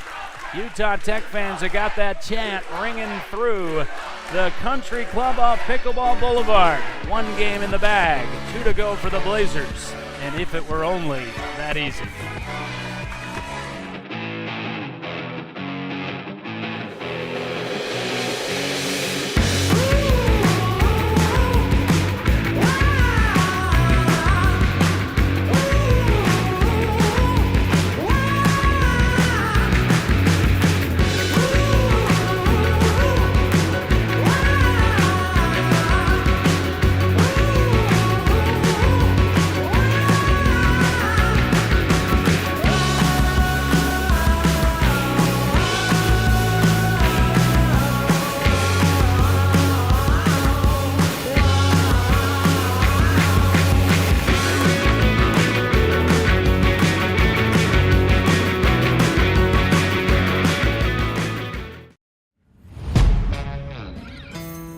Yeah. Let's go. We just gotta go hard. I go the hardest. I bring the pain. Not what you used to. It's all part of the game. Yeah, I just gotta go hard. I just gotta go hard.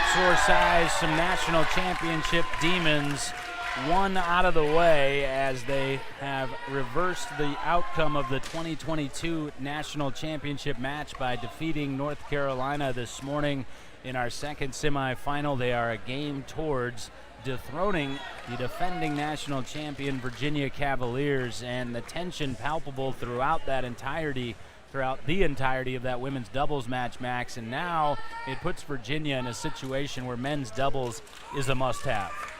Yeah, that's exactly right, and you can see the tension here right now. You see UVA, Connor Burns looking a little bit nervous. Let's see how that's going to affect him coming into this match.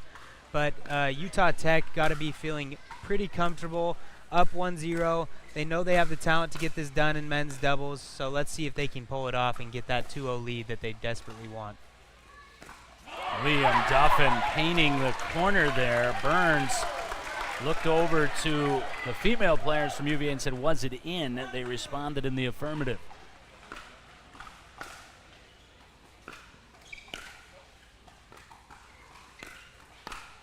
And we saw Duffin and Perry at their absolute peak against North Carolina. Nesbitt and Hutter are a formidable duo, and they went right through them on their way to this national championship match, and they got off to a start just like this, Max, leading quickly 3-0. Yeah, they're continuing on with what they did so well at against North Carolina, playing strong, playing aggressive. Look to see that continue throughout this match. Liam Duffin and Benson Perry love that aggressive play, but also Virginia's not going to be denied. These guys like to battle. Connor Burns is going to come in with a strong forehand, and he's going to look to make something happen. There was that forehand from Burns. Actually struck with the backhand there, but missed along. And it's 4-1 for Perry and Duffin of Utah Tech. And the fans just keep coming when I don't think there are any more. You think there's no more room to find here on the championship court, but people are finding a way to gather in here and bring more space. But wow, the atmosphere is getting a little bit intense in here, and I think the players are starting to feel that as Benson Perry sends that one a little bit long. Yeah, Perry thought that it had caught the line. He appealed to both Ron Ponder and Damon Berry, our two referees. Ball was upheld, and there is the Condor, as we have dubbed him, Connor Burns, taking up that whole court. UVA back within one at 3-4. I mentioned I spoke with that Utah Tech team after their win against UNC. What they were talking about is what they need to do against this Virginia team. I spoke with Coach Chloe Butterfield from Utah Tech. She was giving some advice to her players, telling them, keep the ball low. Don't let Connor Burns catch that ball in his strike zone. He's powerful when he gets it there. Keep it low, make him play. And Burns plays right there and played behind Duffin. That caught Liam off guard to 4-5. That is certainly great advice from the Utah Tech coach.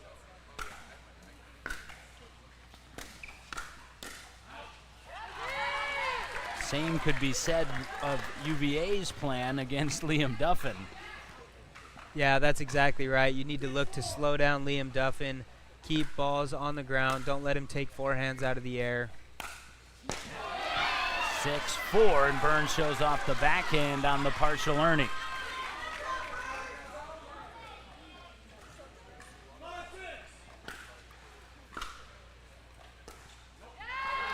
And we haven't called the name of Eli Mottner much yet as he dumps the drop into the net. It's really been a lot of Burns and a lot of Benson Perry thus far, tilting the court, and both Duffin trying to get himself involved and Utah Tech trying to involve Mottner.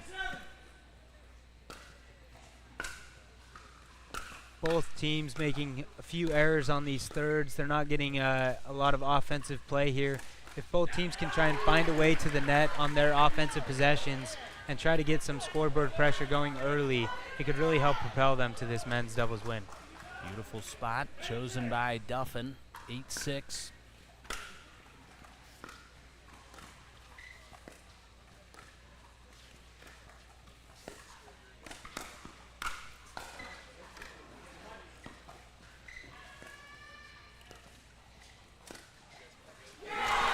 How did Connor Burns keep that point alive? That's what Utah Tech is wondering as well. Great gets for him. Utah Tech seemingly in control of that point, but Benson sends a forehand a little bit long there. 7-8 off the Burns serve. 8-8 off the misplay by Duffin.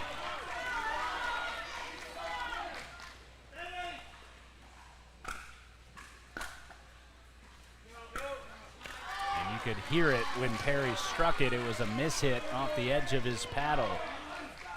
And a couple of loose points handed to UVA.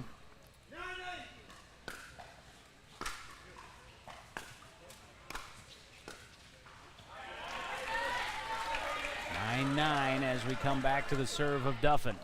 Both teams looking to clear up some of these unforced errors and get some points on the offensive side of things. You saw Virginia able to put together a streak of a few points, but Utah Tech gets it back, and you see another error from Liam Duffin.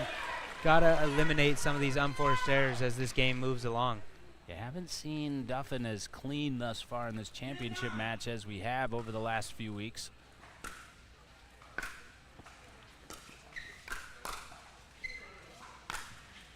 But he'll get that one secured way more often than not, and it's 10 apiece. Yeah, strong overhead there from Liam Duffin. He's able to put it so far back in the court. Makes it hard for Connor Burns to get a return there. We see the return error from Eli, and that gives Utah Tech the 11 first, and they change ends. We will change ends. Men's doubles after Utah Tech dramatically claimed women's doubles. We battle for the national title, and we do so in Dallas.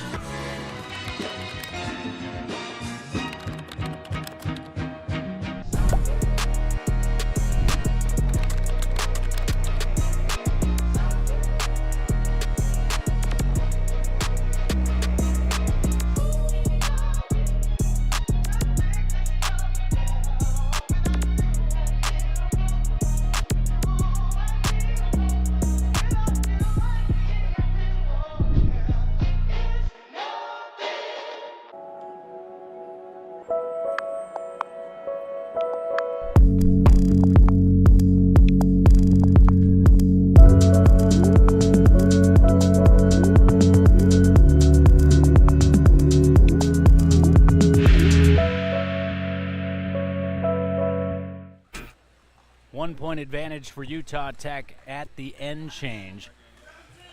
And what's really interesting is this pickleball championship crowd has really settled into that kind of tennis spectating mindset where during play you can hear a pin drop, and then when points conclude, as that one does in favor of UVA, you get the explosions.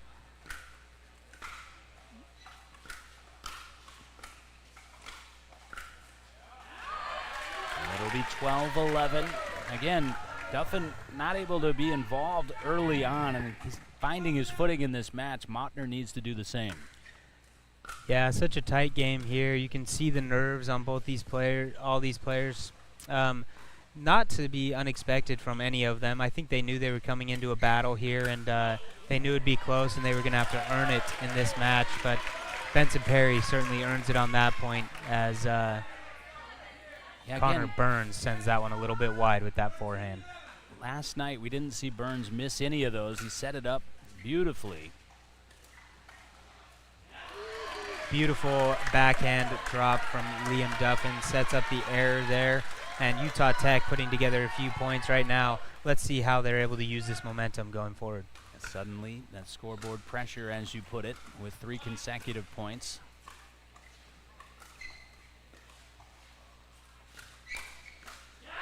Yeah, can't do that against Benson Perry. Yeah, I said it before, and I'll say it again. Benson Perry, lightning fast hands. He's able to defend lots of speed ups, and it's a dangerous play when you're going to go at Benson Perry. And that was a touch long from Liam Duffin as he tried to step into that backhand. We've seen him execute it countless times over the last couple of months.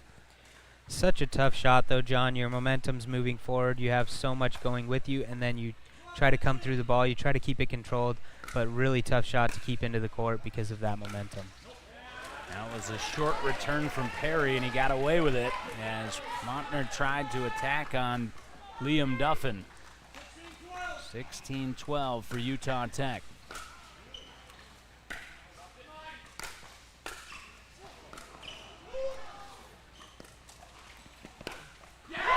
And there is the ATP from Perry. You saw the skittering footwork and more so the patience. Timeout UVA. You cannot blame UVA for the timeout there.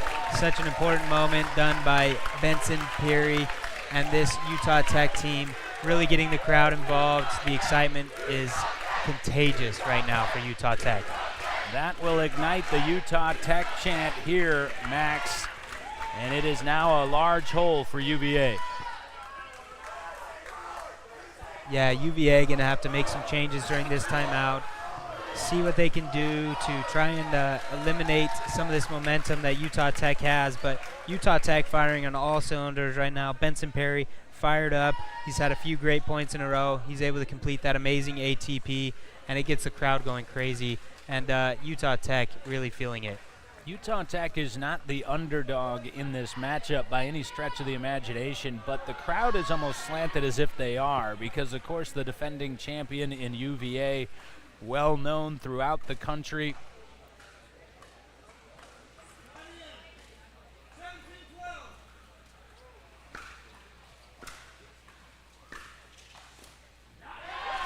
And one more to make it 18-12. Early mistake out of the timeout. You really want to get that first point coming out of the timeout, try and stop that momentum, but Utah Tech has it right back. And Duffin wanted that shot from Montner, but could not finish it.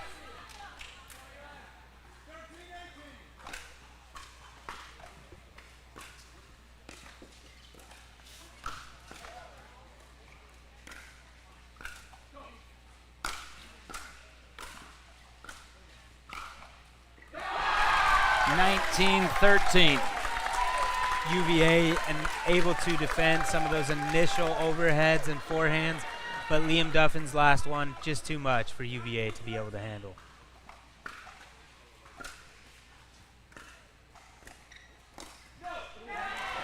Montner tried to swipe at it and fortunately missed. Fortunately for UVA, 14-19. UVA gets the ball back here, looking to put together some offensive points. They need to have clean thirds, play clean points, and see if they can force Utah Tech errors.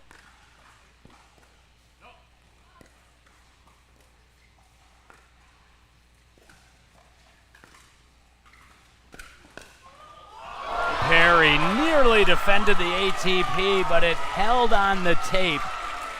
It's 15-19. Saw a smile creep onto the face of head referee Ron Ponder, because even he, I don't believe, can believe this scene for college pickleball.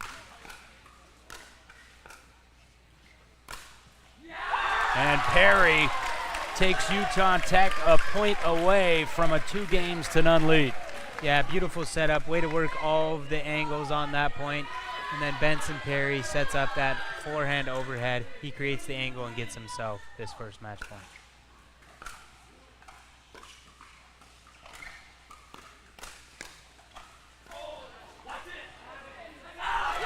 And that is it in men's doubles, as the defending champs are wobbling down back to the corner, but not out just yet.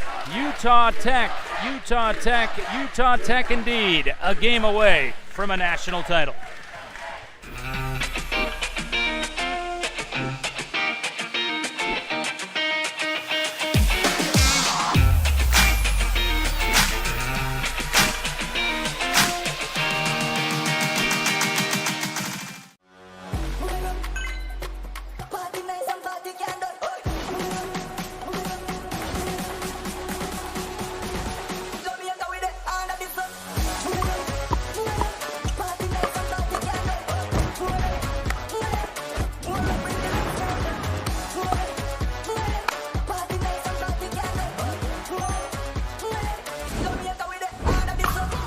What's your DUPR?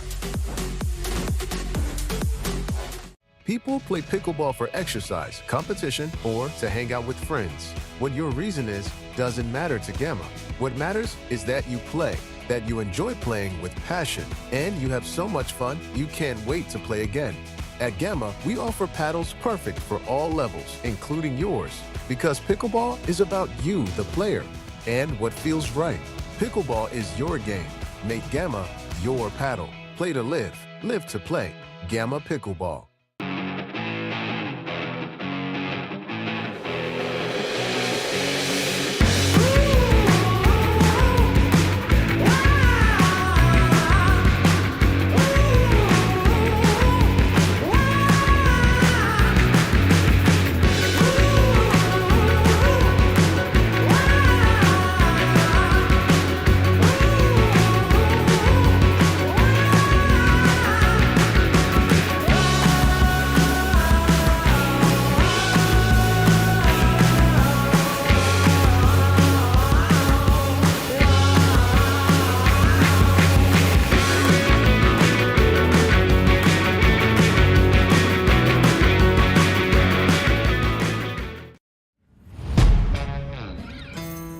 Yeah. Let's go. We just gotta go hard. I go the hardest. I bring the pain. Not what you used to. It's all part of the game. Yeah. I just gotta go hard. I just gotta go hard.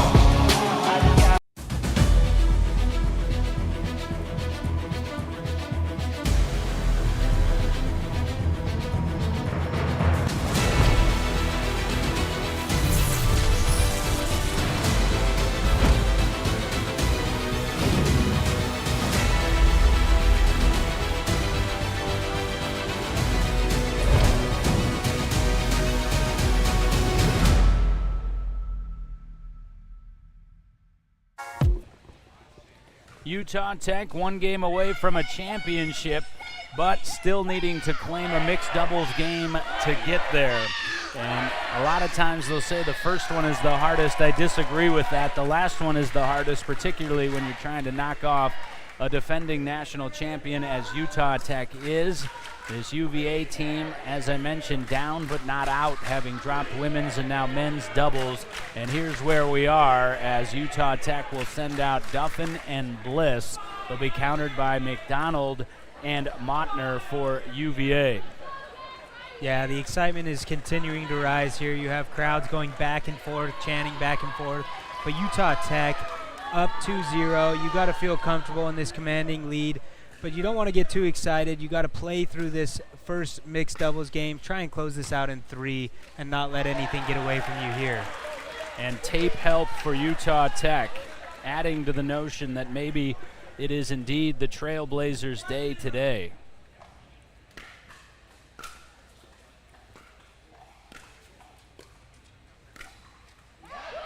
And they'll grab the first couple of points.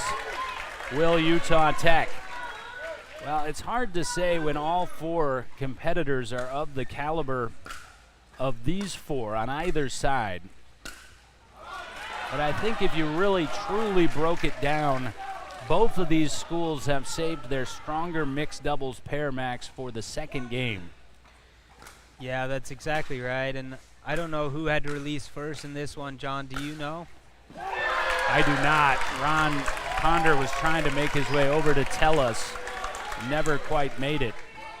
I can't imagine it's very easy to make your way through to us right now. The crowds are building. It's hard to get around in here. It's body to body in here, and the excitement is continuing to pick up. But interesting pick by Virginia here.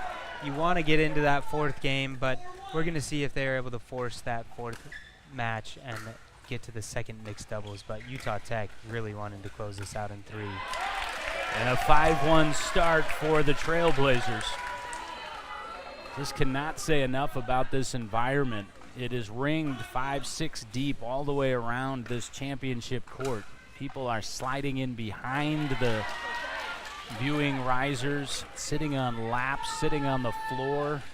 Nobody's hanging from the beams yet, and I wouldn't put it past them. I think we're headed that way, John, if this keeps getting going the way it's going right now. The Thunder rolls literally outside as Duffin rolls it in on McDonald. Yeah, beautiful job by Utah Tech coming in right now. They're playing pretty clean, trying to limit some of those unforced errors that you can't have in this rally scoring. Trying to finish this out right now. 6-2 off the serve of Bliss.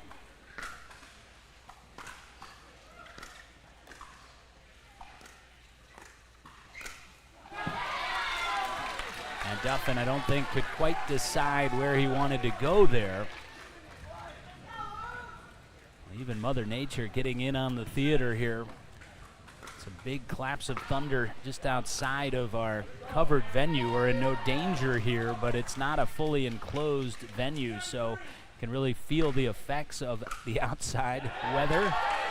The big serve from Duffin earns another point to 8-3 for Utah Tech.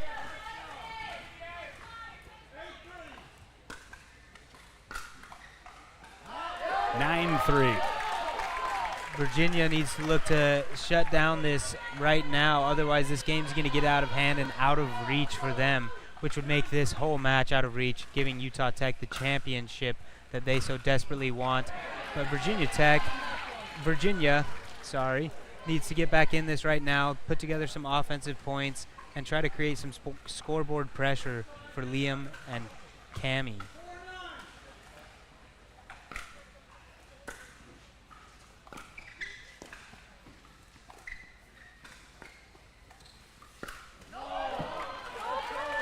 Mottner with the ATP attempt, and he could not curl the backhand quite enough. 10-4 as Utah Tech tries to press the changeover. Oh, and Duffin had it teed up, and Mottner wears the smirk of a man who knows he got away with something.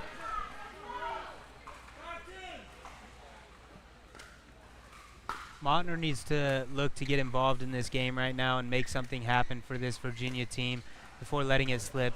Cammie sends up another lob, effective again. Yeah, that's like the jab setting up the roundhouse right there, and Bliss has done it a couple times for Duffin.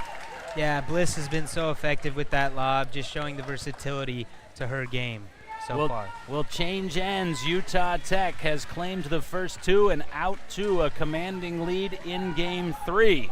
Is it the Blazers' day today? We'll know soon.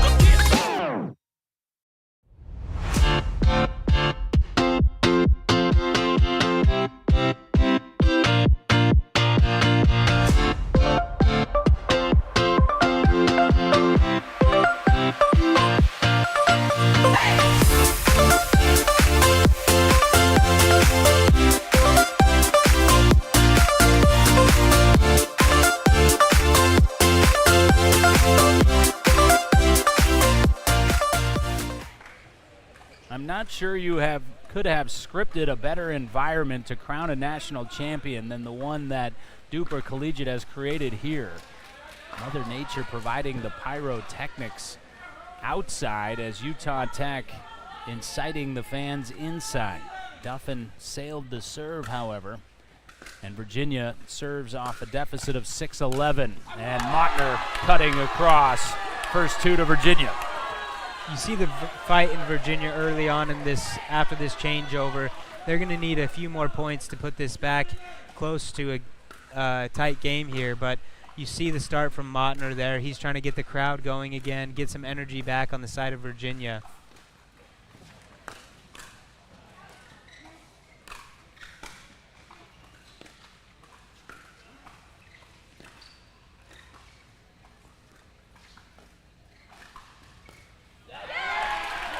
And when you had the lead that Utah Tech did, every point is painful on the other side. so difficult to come back until the score freeze.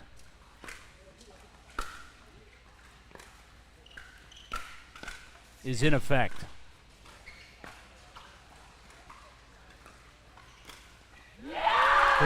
Virginia doing anything they can to try and find an answer to this Utah Tech team right now. But Cammie Bliss, Liam Duffin, playing at such a high level, playing so smart, not really giving up anything to Virginia right now. Great on the defensive side. Then they come forward and have some great offense by Cammie Bliss. Mottner able to get one off the net there and get the ball back on the side of Virginia.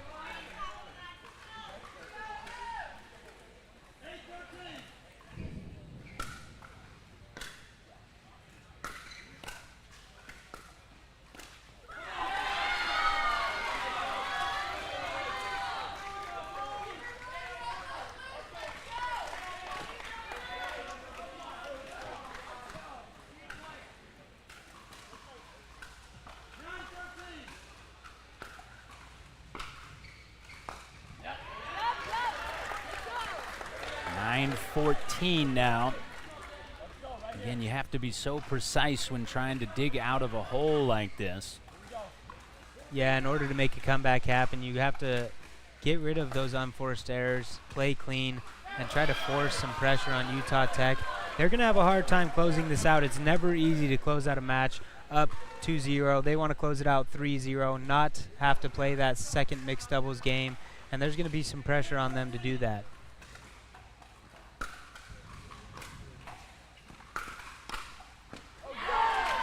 15-10. Yeah, to your point, you still have to execute more crucially than ever down the stretch, and Utah Tech doing so on that point.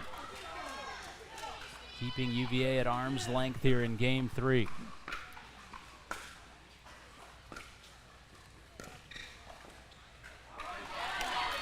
McDonald softly to the backhand of Duffin. Yeah, great change up there from McDonald. She's usually hitting the ball quite hard, so I think Duffin was probably expecting that ball to come a bit faster. She gives him a little bit of a change up. And Mottner got ahead of himself there. You saw his feet get tied up as he tried to swivel.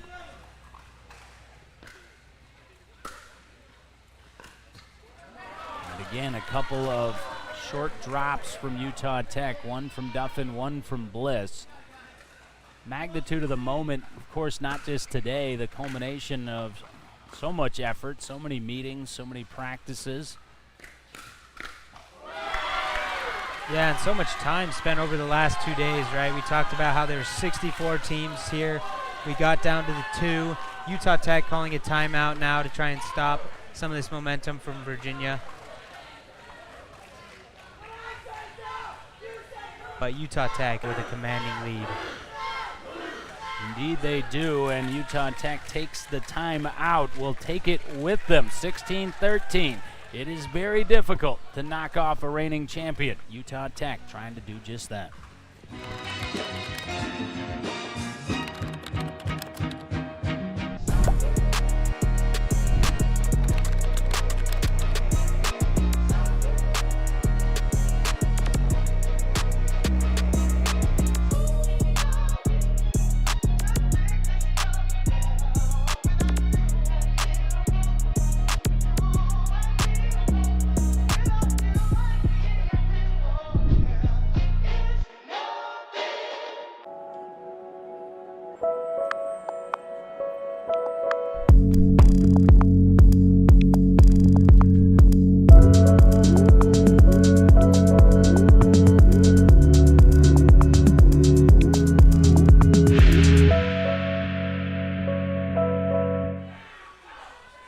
John Laser, Max Nadal back with you in Dallas as Utah Tech built a big lead here in Game 3. UVA trying to come from behind, not only in this game, but in this match. Utah Tech out of the timeout steadies themselves, 4 points away.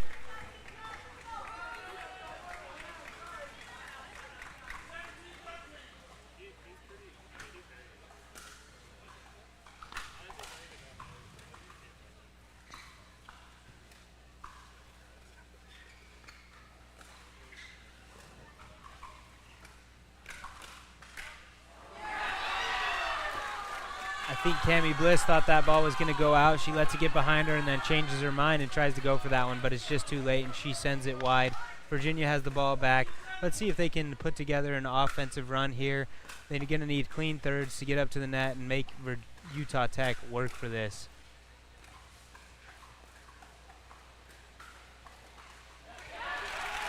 And again, you see those nerves on both sides. That's not a shot that Mautner generally has any trouble with. Yeah, we talked about Liam Duffin from Utah Tech and how he came into this tournament really wanting to prove something for himself and for this Utah Tech team that they can win a national championship. Liam Duffin certainly has looked like he's able to do that so far. He's been so on top of it, playing so well. Let's see if Utah Tech's able to close this out. ATP again goes wanting for Mautner, 2 points away. Sensing it and delivering it, two very different things. Whoa, what a gorgeous shot from Duffin. Went down below the tape to strike its championship point.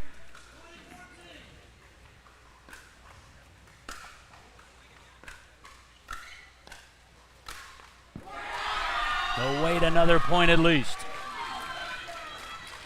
Great job by McDonald. You do see the body language of this Virginia team. They already look like they're in defeat. I know they're on the brink, but they got to try and put something together now to try and fight back.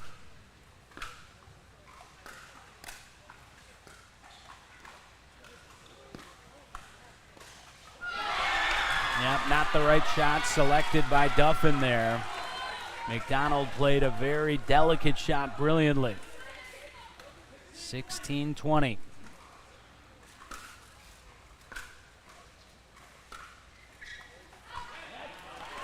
And a little tape help becomes a little tape hurt for Virginia. And a second championship point for the Trailblazers.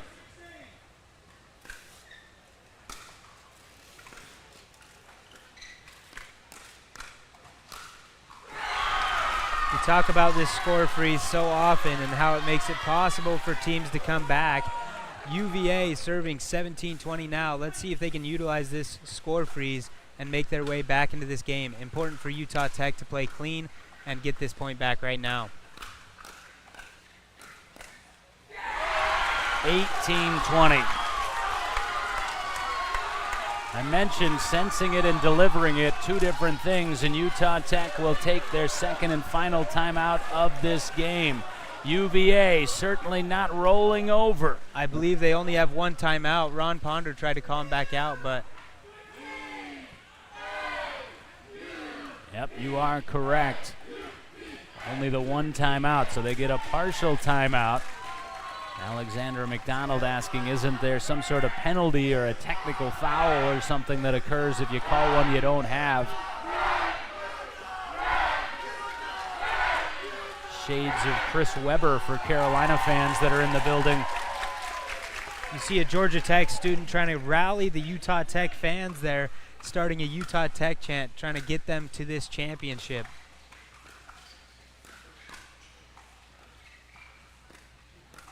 As is Cammie Bliss. Duffin was a little high on that dink. Bliss cleaned it up for him.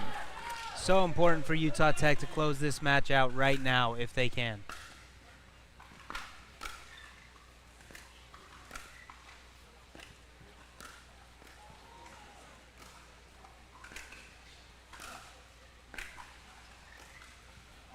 And they cannot. What a touch by Mautner. What a time to use that. Such a risky shot at such a tense moment in the match, but Mautner able to come through there. They bring the score to 19-20. Can they tie this up? No, they cannot. And championship point number 4 for Utah Tech.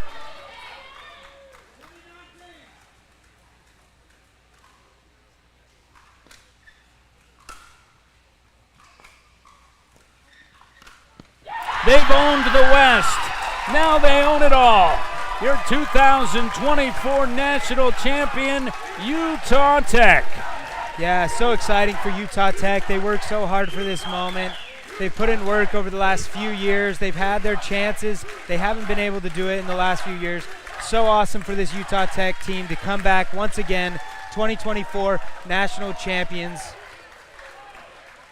And you see the scene of celebration, the hugs all around. Dylan Champagne right in the mix of that celebration, and rightfully so, such a big part of it. And kudos to Virginia as well. They defended the national championship from 2023 as far as they possibly could without replicating it. But Max, congratulations to you as well, my friend. You were one of the pioneers for this Utah Tech program, and fun to sit next to you as it all comes to the top of the mountain. Yeah, exciting times for a program that's put in a lot of work. Utah Tech was just too much today. They are able to complete the sweep there, 3-0. A really dominant Utah Tech team today. And congratulations really to everyone that participated in this. We've been on the grind now for the last 7 weeks, starting in Port St. Lucie, Florida for this fall semester. And by we, I say Jacob Smith, Hunter Iono, the rest of their outstanding DUPR team, all the people that dreamt this a few years ago and bring it to fruition. You see those aforementioned out with the champion student athletes from Utah Tech as they raise that trophy aloft along with the check for $15,000. That's Jacob Smith holding that big check right there at center court. We're going to cut down the net here in just a moment. And to see where it's come, to see what this was, to be a little bit aggravated by people trying to push their way over the tops of us, but then realizing that's exactly what you want here in a stadium court environment. You were one of the people that started it, Max, competing in that first national championship match. This, quite simply for collegiate pickleball, was an incredible weekend. Yeah, exactly. And to see the growth that's happened in college pickleball over the last few years is amazing. You have so many new teams coming, clubs building, these teams are growing, and you see the talent growing as well. So many teams with players from all over the country who come together in this format. They cheer each other on, and it's such a wonderful event to be a part of, and so exciting, and something these players and all these students will remember for the rest of their lives is competing in this college national championship that DUPR has to offer for them. Utah Tech, your national champion. We'll take one final timeout and come back. First ever cutting down of the nets still to come. We don't want you to miss that. UVA, your national runner-up. Again, congratulations to them on their title defense. There is still only one UVA, but there also is only one national champion, and they come from St. George, Utah.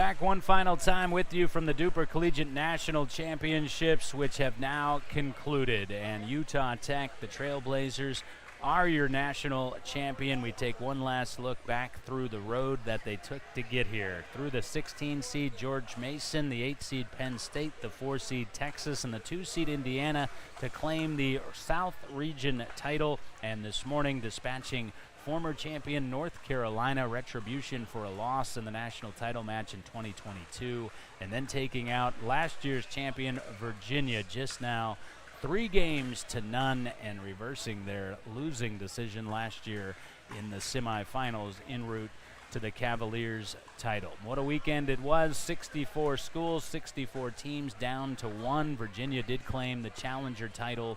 That is certainly of note as well here in Dallas. Many thanks to say on our way out. Thanks to Keaton Maynard for doing an exceptional job. He and his crew from MLP guiding this entire production over the course of the weekend. We certainly appreciate that. Lexi Germany as well. Henry was with us for a while yesterday. Also, once again, to Jacob Smith for including us in this production through the Super Regionals, Performance Productions as well. Max, big thanks to you as well. Great getting to meet you. Great to see the pride on your face as Utah Tech claims that title. Congratulations, my friend. Great work. You got a future here at the broadcast booth if it's not on the pickleball court. Thanks so much, John. It's a pleasure to be with you. Pleasure to be with someone with so much experience behind the broadcast booth. John, so professional. Such an exciting time to be here for college pickleball. I think there's only more growth to come in college pickleball. So exciting looking forward into the future. But certainly this Utah Tech team has a place in that future. Such a strong performance from that team throughout this whole tournament and really dominant here in the finals today. Things just ramping up here at the Lapiplasty Pickleball World Championships. MLP playoffs continue. PPA Tour arrives in town tomorrow, and Pickleball Boulevard already starting to buzz with that concert series as well. But collegiate pickleball got it started with a literal bang here over the course of the weekend. And as we bid you adieu, one final congratulations to Utah Tech, knocking on the door for 3 years. They kick it down over the weekend here. For Keaton and Max, I'm John. Thanks so much for being with us. We'll see you next semester as the Super Regionals crank up once again.